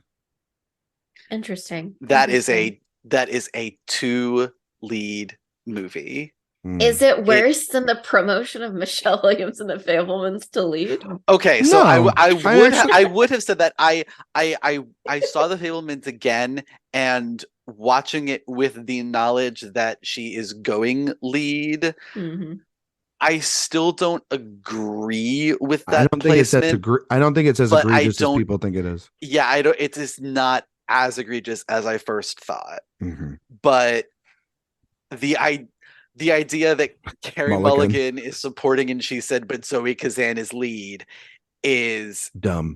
Some bullshit. I'm sorry. It's dumb. It's category fraud at its finest. I mean, it's it really, really is. And I can't. You remember the category fraud that almost was with Brad Pitt and Diego Calva in Babylon? Remember how Woman King have only pushed Viola in lead? Oh yeah, they have said that they're running through some Beidou in supporting, which is also like how she's whatever. I mean, that it's feels very like old Hollywood to me. Like yes, very the like biggest actress in lead. Yeah, I mean, but like this all seems so boring because like category fraud is always my least favorite part of. No, but I think it gets worse and worse every year because of the fact that it's like it's more and more aware of category fraud, and people have become more and more aware of it, and yet, like studios still do it, and it's no, it can be an annoying thing. My biggest annoyance, I have several, but I'm going to start with anointments, which is the anointment that this is going to happen, and if you don't think that this is going to happen, then your opinions are invalid. Oh, listen, Lord. I think this happens every year and I hate it. But I think this year has already proven that with just the Gotham Awards reactions, the Everything Everywhere All at Once stands. While I like the film a lot, and I know Dan, you like it a lot, and Nicole, I believe you like it really a lot too. We all really like the film a lot. We have to have realistic expectations for a movie that we just still don't know how it's going to be well received, even though like movies get well received at screenings with Academy members all the time, and then they just fall flat when it comes to getting Oscars. I mean, I remember last year West Side Story got a ton of love after those first reactions, and then it underperformed. And it's a very out there film, and people, when you bring up that, I don't know if I see that the movie is completely in all the safe categories that people say it is, and you feel like you are like a racist or a misogynist or whatever. And I think that the discourse itself has become so toxic over the last couple of years that movie in particular, because, it is the most beloved film on the internet, that if anything falls short of it getting 12 Oscar nominations and 12 wins, then you burn the whole thing down. And I think that has happened. I think that the loss of actual common sense in this already, because I'm sorry, a studio winning 3 out of 4 of the acting categories has not happened in a very, very, very long time. One even that is A24. So the idea that Michelle, Ke Huy, and Brendan Fraser would all win, and then also people trying to make the Jamie Lee Curtis and Stephanie Hsu or Hong Chow things happen as well in supporting actress. And we'll talk about supporting actress here in a second. It's like one studio is not going to dominate. These aren't the Film Twitter Awards. You want that? That's independent spirits. All right. And so I think that's a little crazy. I think calling things dead after critical mix, like Empire of Light and like Bardo, and there was another film that I thought that got mixed reviews and people were trying to call dead early in the, like The Whale, for example, or The Sun. Like these are movies that not dead. They are not dead. And this idea of you wanting to kick them out, so then like Avatar and Top Gun Maverick and Everything Everywhere All at Once gets cooler in quote. Yeah, the cooler movies. Yeah. That's not how this works either. You know what I mean? the Academy has been changing. The face of the Academy has been changing over the years. That is true. It has become more international. It has become less white. It has become More younger. populist. Yeah. But those are still like the majority is still old white folks. Yeah. Like we can't ignore that. They may not have been as strong a voting bloc as they once were, and the Academy has gotten more adventurous, but these kinds of movies still find their way in there, and blockbusters still face an uphill battle. And look, Everything Everywhere All at Once is my second favorite movie of the year. I love it with all my RRR number soul. one? The Whale number one. The Whale. RRR number three. Okay. I know you love that. But that movie is out there. It is very out there for a lot of people, and I have seen so many people be like, this weird sophomoric humor, I just don't like it. There are dildos and butt plugs. I don't like it. And aside from that, people who are just like literally can't follow what is happening. That's been the number one thing that a lot of people have mentioned to me when I've gone to out to these festivals and talked to Academy members and stuff. And that is the one troubling thing about it is they don't understand. They can't follow the plot. Yeah, which is strange because that movie has a lot of that movie is almost like Inception in the way it is just like exposition for the whole first act. But I also think too, people not understanding previous rules either.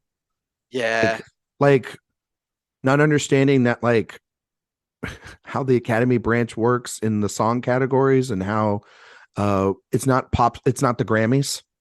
And understanding also too, like the type of films that they're going to select in an adapted screenplay category or an acting category, or the idea of like, we haven't had a best actor lineup in how many ever years that have had all, if not 4 new nominees. So you need to keep your eye out on previous nominees as well.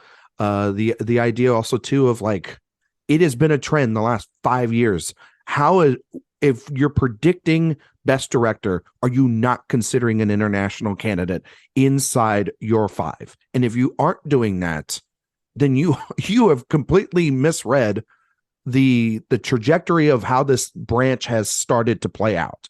I mean, a Drive My Car, Cold War, Roma, Parasite, these Another Round. I knew I was missing one. These are where they're heading. And this is also stuff that was done in like the 1970s and 80s before it got really Americanized in the branch.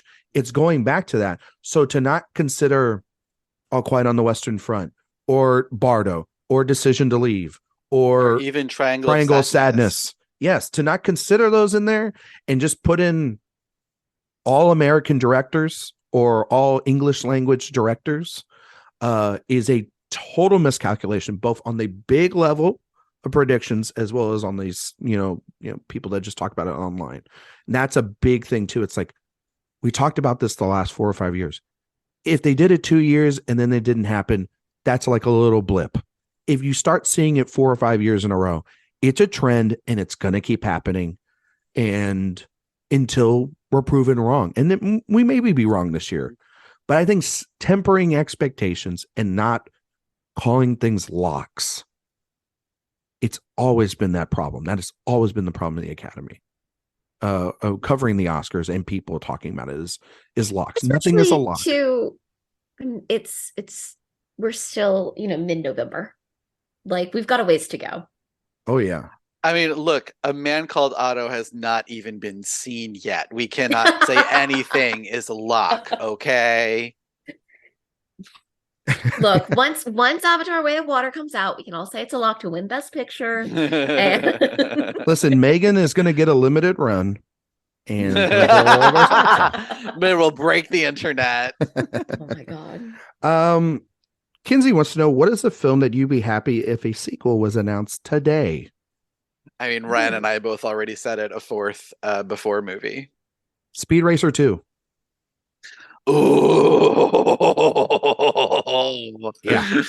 Give me back in that world. Maybe change up the casting a little bit, but other than that, because there's some problematic actors in that cast now. Mhm. But Speed Racer 2, I would love if we're going to give the Wachowskis money to go back into their previous work, just like they did The Matrix, go back into that. Yeah, I will say that this doesn't count since technically it's already been announced, but being at Doom 2. no,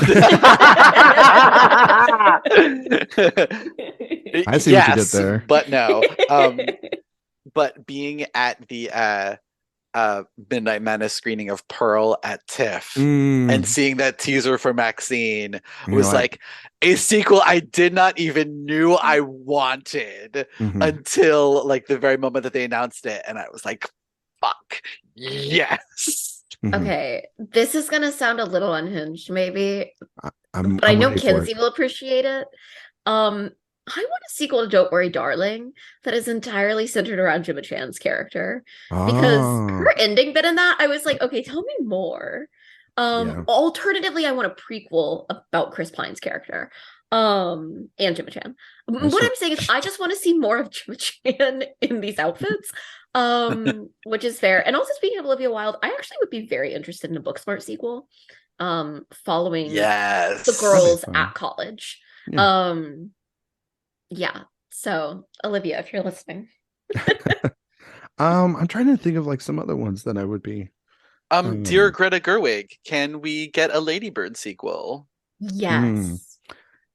Or alternately, can you please adapt the other books that Louisa May Alcott wrote that were sequels to Little Women? Please.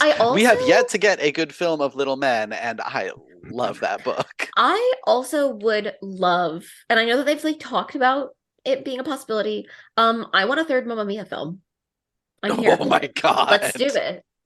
ABBA's got more songs. Let's go. They just made a new album, didn't they? Exactly. Like, come on, get on it. Let's go. Look, we can get a whole movie about Cher's character, and Yes. I would live for it. I would love Steven Soderbergh to get back together with George Clooney and Jennifer Lopez to make Out of Sight 2. Because Out of Sight is one of the sexiest goddamn movies ever made. It's true though. It's true. I know that this only came out this year, and I'm not talking about like a sequel, but Incredible Weight of Massive Talent. I want that to become an entire like like a spinoff sort of thing. Yeah, exactly. Of like other characters like Nicolas Cage playing themselves in movies like this. I think there's several people that could be very good with. I mean, we already have JCVD, so yeah. Yeah. I'm gonna say this, and I know that Nicole and Dan are gonna give me the biggest eye roll on the planet. But I kind of want to see more from Tenet. Like if Tenet 2 was announced with John Day Watson, because it teases that there's more to come with that story. I'm just saying, like, Ryan, I still ain't watched Tenet 1. I would love to see that. I'd love to. I've always been on the hinge or on the fringe a little bit of if I want to see Kill Bill Volume 3, just because I don't know what that would be, and I would be so worried about that movie because Kill Bill Volume 3 starring Maya Hawke somehow. No, it would be starring like Zendaya. Oh yeah, I take it though. I would be here for it. The problem is I don't think Uma Thurman will ever work with Quentin Tarantino again. I think she would. We'll see. I think I mean, in have public, they patched things up? Yeah, there was that stuff where they've mended the fences from that film and stuff. Okay. And also, everything. I just realized I already said this earlier, but I'll say it again. I want as many Paddington movies as it is possible. Literally. I want to see like every actor in like not every actor, but there's like I have a whole list. I want to see all the British actors. I want to see Olivia Colman as a Paddington villain. I want to see Richard E. Grant as a Paddington villain. I want to see Nicolas Cage and Pedro Pascal in a Paddington movie. Give me like Paddington 3, 4, 5, and 6. Yeah. I think we can all agree on that. This is a movie that I love. I know it has a sequel. The sequel's trash. I don't even think about it. It's like I would love to see an actually good sequel to The Mask of Zorro. because The Okay. Mask of Zorro was one of those movies when I It was grew a up. fun movie. That movie is Yeah. a blast. It is. And also too, they've been saying it on the Oscar trail. If we could somehow get Brendan Fraser and Rachel Weisz to come back and do another Mummy movie, Yeah. I would pay $1 billion to see it, because those two Mummy movies are, because I don't think the Tomb of the Dragon Emperor exists. No, it doesn't count. No, doesn't count. Maria Bella's awful in that movie. I think I would love to see that. Plus also too, like those actors where they're at in their career, that'd be great. That'd be pretty good. I would be here for that. And I'm weirdly excited for Indy 5 next year, because I love James Mangold. I think he's a great director, and so I'm interested in seeing how he's going to tackle. It's the first Indy outside of Spielberg. I'm excited. Yeah, and then of course I get all the Dead Reckonings and the John Wicks next year, so I'll be happy with that. I will also take more movies in the Predator franchise, like Prey. Yes. One-offs like that. Yes. That's pretty good. Yes. Pretty good. All right. S2S asks, which ensembles do you think are in the lead for the top prize at this year's Screen Actors Guild Awards? Oh my God. SAG Ensemble. Women Talking. Women Talking, The Fablemans, I think are definitely Everything in. Everywhere All at Once is. I hope so. Gonna be up there, I think. I think She Said could be in the running. Maybe. I think the Banshees of Inisherin could be. I was going to say Banshees. Yeah, That's a of cast Inisherin. everybody. Yeah, the thing about it from the vantage point of like cast they're gonna love in the room. I am hoping Glass Woman Onion. King. I wish Woman King would get in. Woman King feels like a one that everything to me. Well, they do love Viola. As soon as I saw it, I was like, please God, let them give this a Glass Onion. Yeah, that's Glass Onion would be, I think that is probably the best. It's one of the best ensembles of the year. The star power, the way they are all used, beautiful. And I honestly, The Whale could do it, because that is a relatively small ensemble with a central lead. Yeah. And they're all fantastic in it. I mean, I think Tar's ensemble outside of Blanchett is really great. Go and compliment her in that. Agree. I don't think that's going to be. No, I don't think it is. But I just like, a movie that you keep. That feels like a definition of a movie that gets nominated for the lead actor, doesn't get into SAG ensemble. Yeah. And we're all worried about it, and then it gets into picture. Like we're all like. I could see that. Yeah. I'm not going to count it out. Top Gun Maverick. You know what's not getting in? Oh, okay. I'm not going to count it out. Interesting. I mean, because people love the movie. Yeah, people love that movie. Yeah. Do you know what's not getting in but has a great ensemble? What? Benediction. Yeah. Oh my God. Unfortunately, everyone has forgotten about that movie. Except us. I haven't. It's still in my top 10. It's a beautiful freaking movie. I think I think that for me right now, it's The Fablemans. Yeah. And it's Women Talking. Mm-hmm. I think those are the locks. Yeah. I think those are the locks. I think Banshees is getting close. Yep. Mm-hmm. You know what else I think Woman King is a good. It's close, because of their love for Viola. Well, also too, they have shown to be better at diversifying the ensembles that they pick. So that's why in Everything Everywhere All at Once, a Woman King, a Glass Onion, exactly, like these movies make sense, in terms of these are diverse casts. You know what I would love for people to start pushing in this category specifically? Cha-Cha Real Smooth. That is a great ensemble. I was going to say Broker. Oh, I mean, Broker is the best ensemble of the year. I mean, if I was making my ensemble awards, oh my God, I would put All Quiet on the Western Front in it, because talk about a freaking ensemble. Talk about an ensemble that's not getting enough credit is The Northman.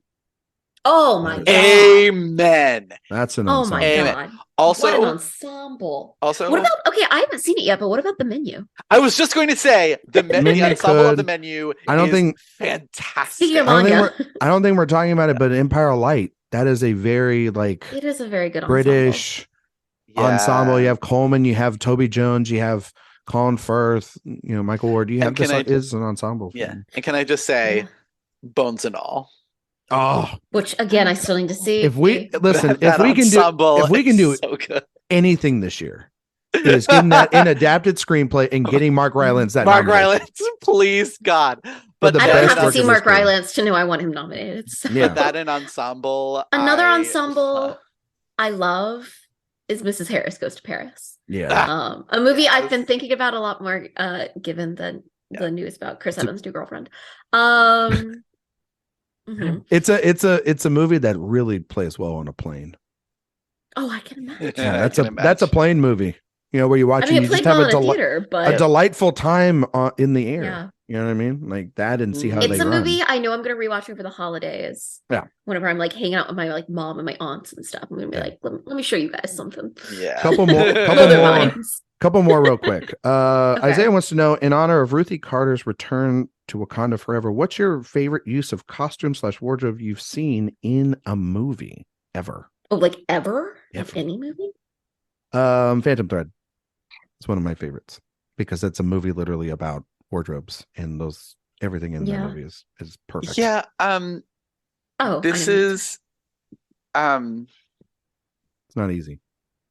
Marie Antoinette. Marie Antoinette's great. Crimson Peak might be my answer because Yeah. the use of color symbolism in the costumes is really cool. Cinderella, the 2015 Kenneth Branagh, has some of my favorite costumes of all time. Cinderella. I thought you said something. Cinderella. This is you said Snow White. I was like, when the hell did he do Snow White? No, but I get that. No, yeah. This is going to sound really, really weird. Oh. Given the movie, but I think Nicole will agree with me on this. Okay. The recent remake of Rebecca. Yes. Yes. how they costumed Lily James throughout that movie to emphasize how she does not fit in all these different spaces and how she does not fit in them.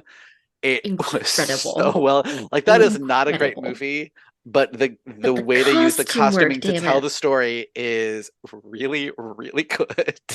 God, that's so good. I don't think it's. I mean, like also, Knives Out. Like, if we're talking about contemporary costuming, the way that they build each of the characters in the family through their costumes, so that you know exactly who that person is incredible. Like, especially I think about like Meg Thromby's costumes. I'm like, I know that girl. I went to college with that girl. And whenever it comes to contemporary costumes, I also listen. I know this movie's controversial. I love the costumes in Promising Young Woman. They're fantastic. Incredible. Absolutely fantastic. The use of color in that movie. Yep. Beautiful. Yes. Yep. I gotta say something like Catch Me If You Can. For Spielberg work, like stuff like that, I think of, because like it's there's so many different I mean, he's a con artist, so he has to change so many different times. We talked about Ocean's 8 earlier too, and how amazing those costumes are. Since this was inspired by Ruthie Carter and Marvel movies, I maintain my favorite costuming in any Marvel movie is the first Thor movie. And the way that they build that world through costuming, especially like Anthony Hopkins' costume. Obsessed. I think like also too, like Lord of the Rings is one that I like is just, I mean, it's kind of obvious. The Green Knight recently, I think the costume design in that is really well done. You have to make like these costumes really stand out. I think of The Age of Innocence. The Age of Innocence. Oh, The Age of Innocence. Yeah. Barry Lyndon. Barry Lyndon is Barry Lyndon. Great. Yeah. Meet Me in St. Louis has some of the most beautiful costumes of all time. Love Me in St. Louis, and I was just about to say actually maybe the greatest use of costuming ever, The Wizard of Oz. Yeah, beautiful. I mean, like those are all iconic. Okay, here's the thing about Meet Me in St. Louis that fascinates me. It's a movie from 1944 set in 1904, so they're costuming for 40 years earlier than the period that they're making it, which is the same as us making a movie about the 1980s. If we're going to talk about Ruthie and Ruthie Carter and her work, I do want to mention her work in Malcolm X.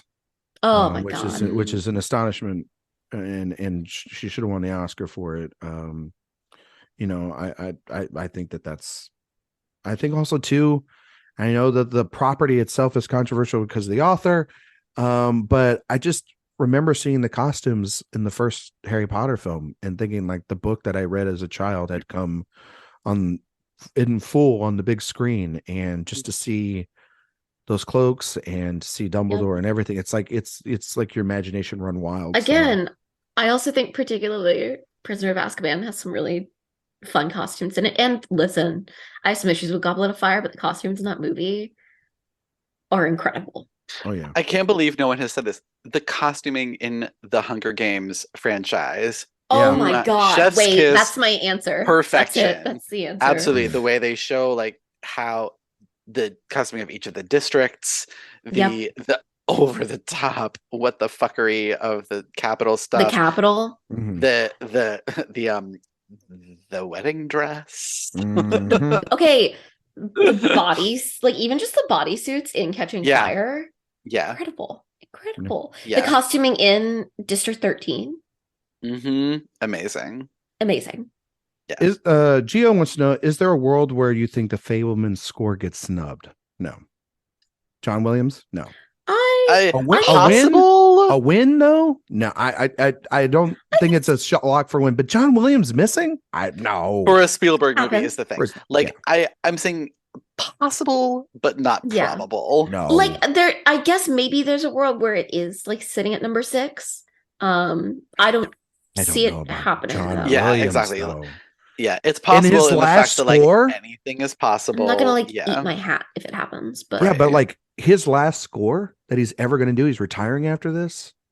I doubt it. He's also been nominated. Anyone who says they're retiring. He's also been nominated for like every Star Wars movie, including Rise of Skywalker. Really, that's a movie that doesn't exist. Yeah, and so it had no original music. Yeah, it's like, well, I'm just going to recycle what I've done the last 40, 50 years, So like, actually, also sorry to cycle back, but one last costumes.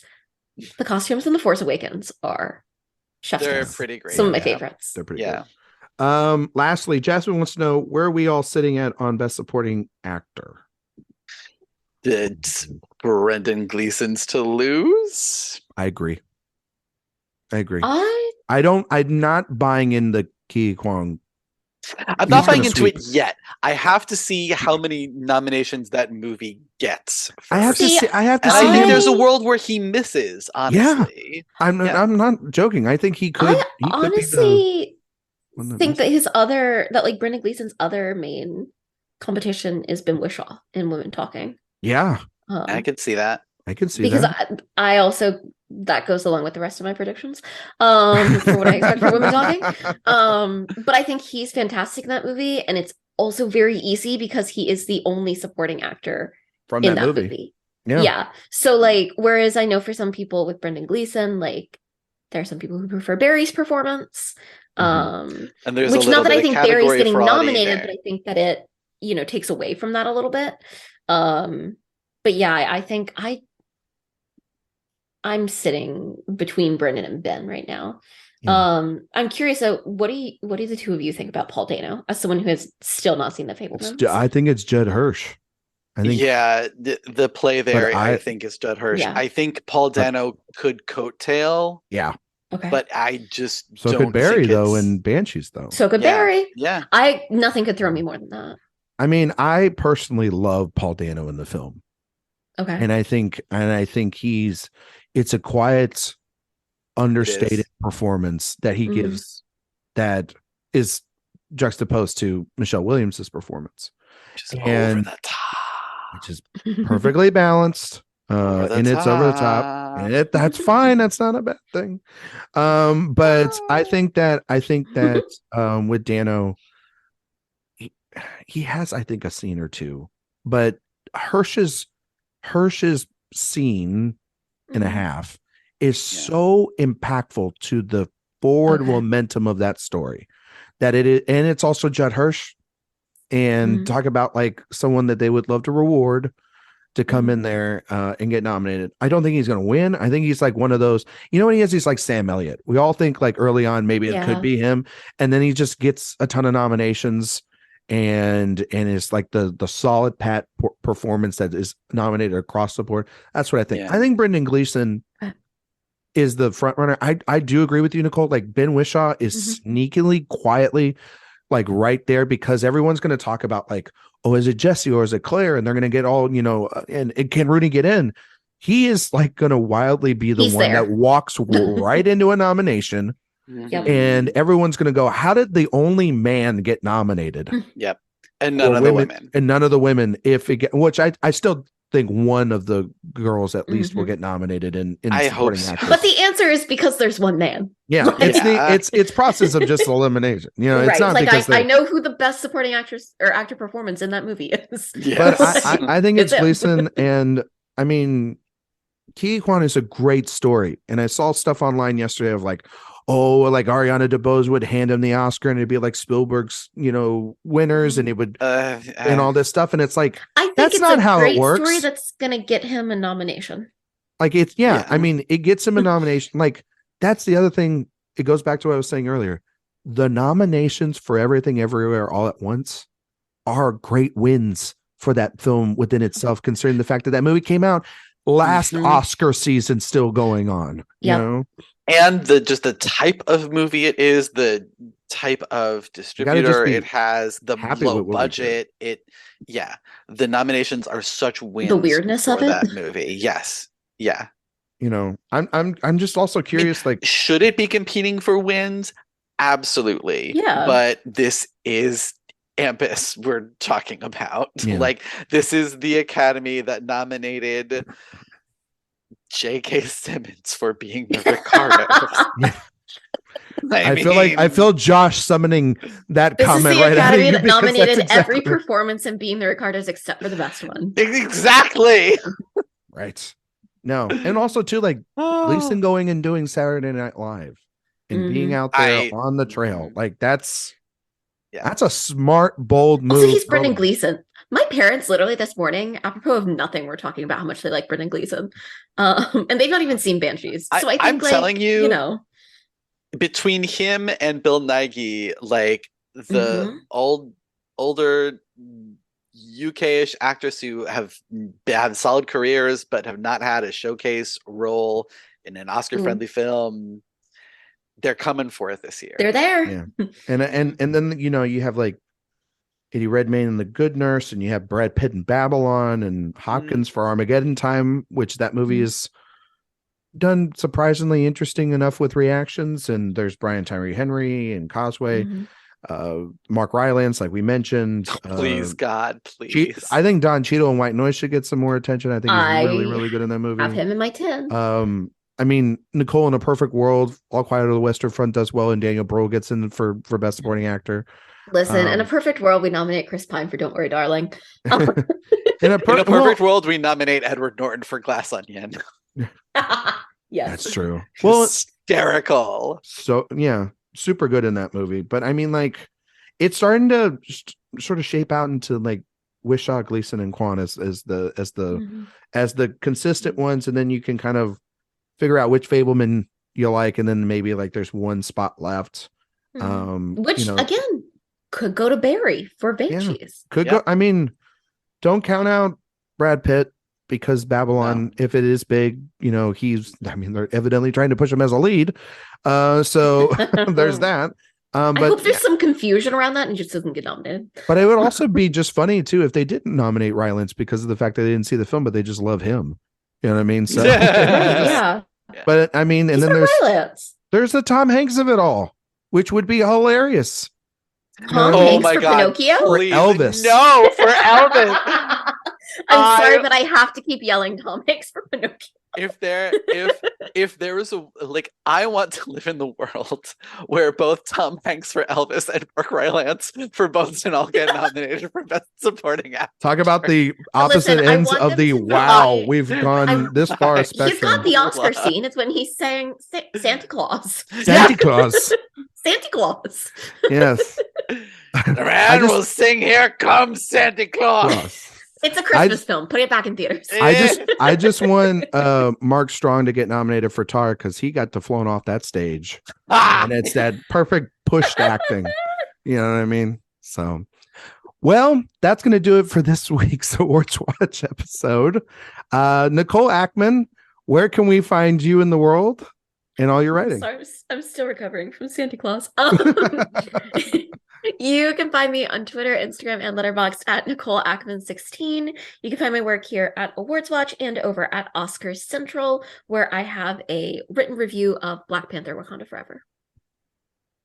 Go and read that stuff. Nicole's great work. She also just had Thank you. you had an interview come out recently too at the site. I did. I had a very exciting interview for AwardsWatch come out with Dana Stevens, who wrote The Woman King, which was super, super fun to talk to her about that.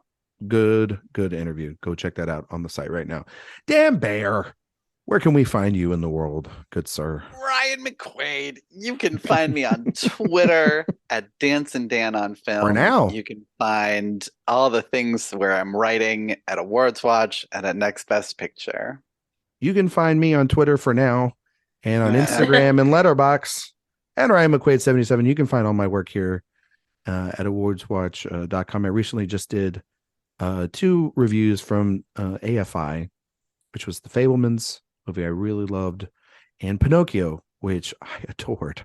And if you don't love those movies, specifically Pinocchio, if you don't love that movie, I don't know if you have a heart. Like, that movie is gonna just destroy everyone. It's so good. Also, my stuff is over at In Session Film Speak in the playlist. Next week's show, I'm going to try to figure out what we're going to talk about. There's so many movies coming out. It's we're right around the Thanksgiving holiday too. So we might just we might have some games to play.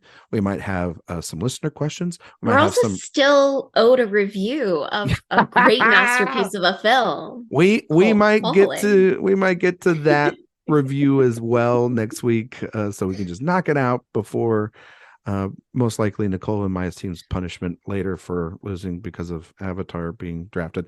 But yeah, so we'll figure out next week. It'll be a fun show. You'll listen to it. You'll love it. And with that, we'll see you all next time.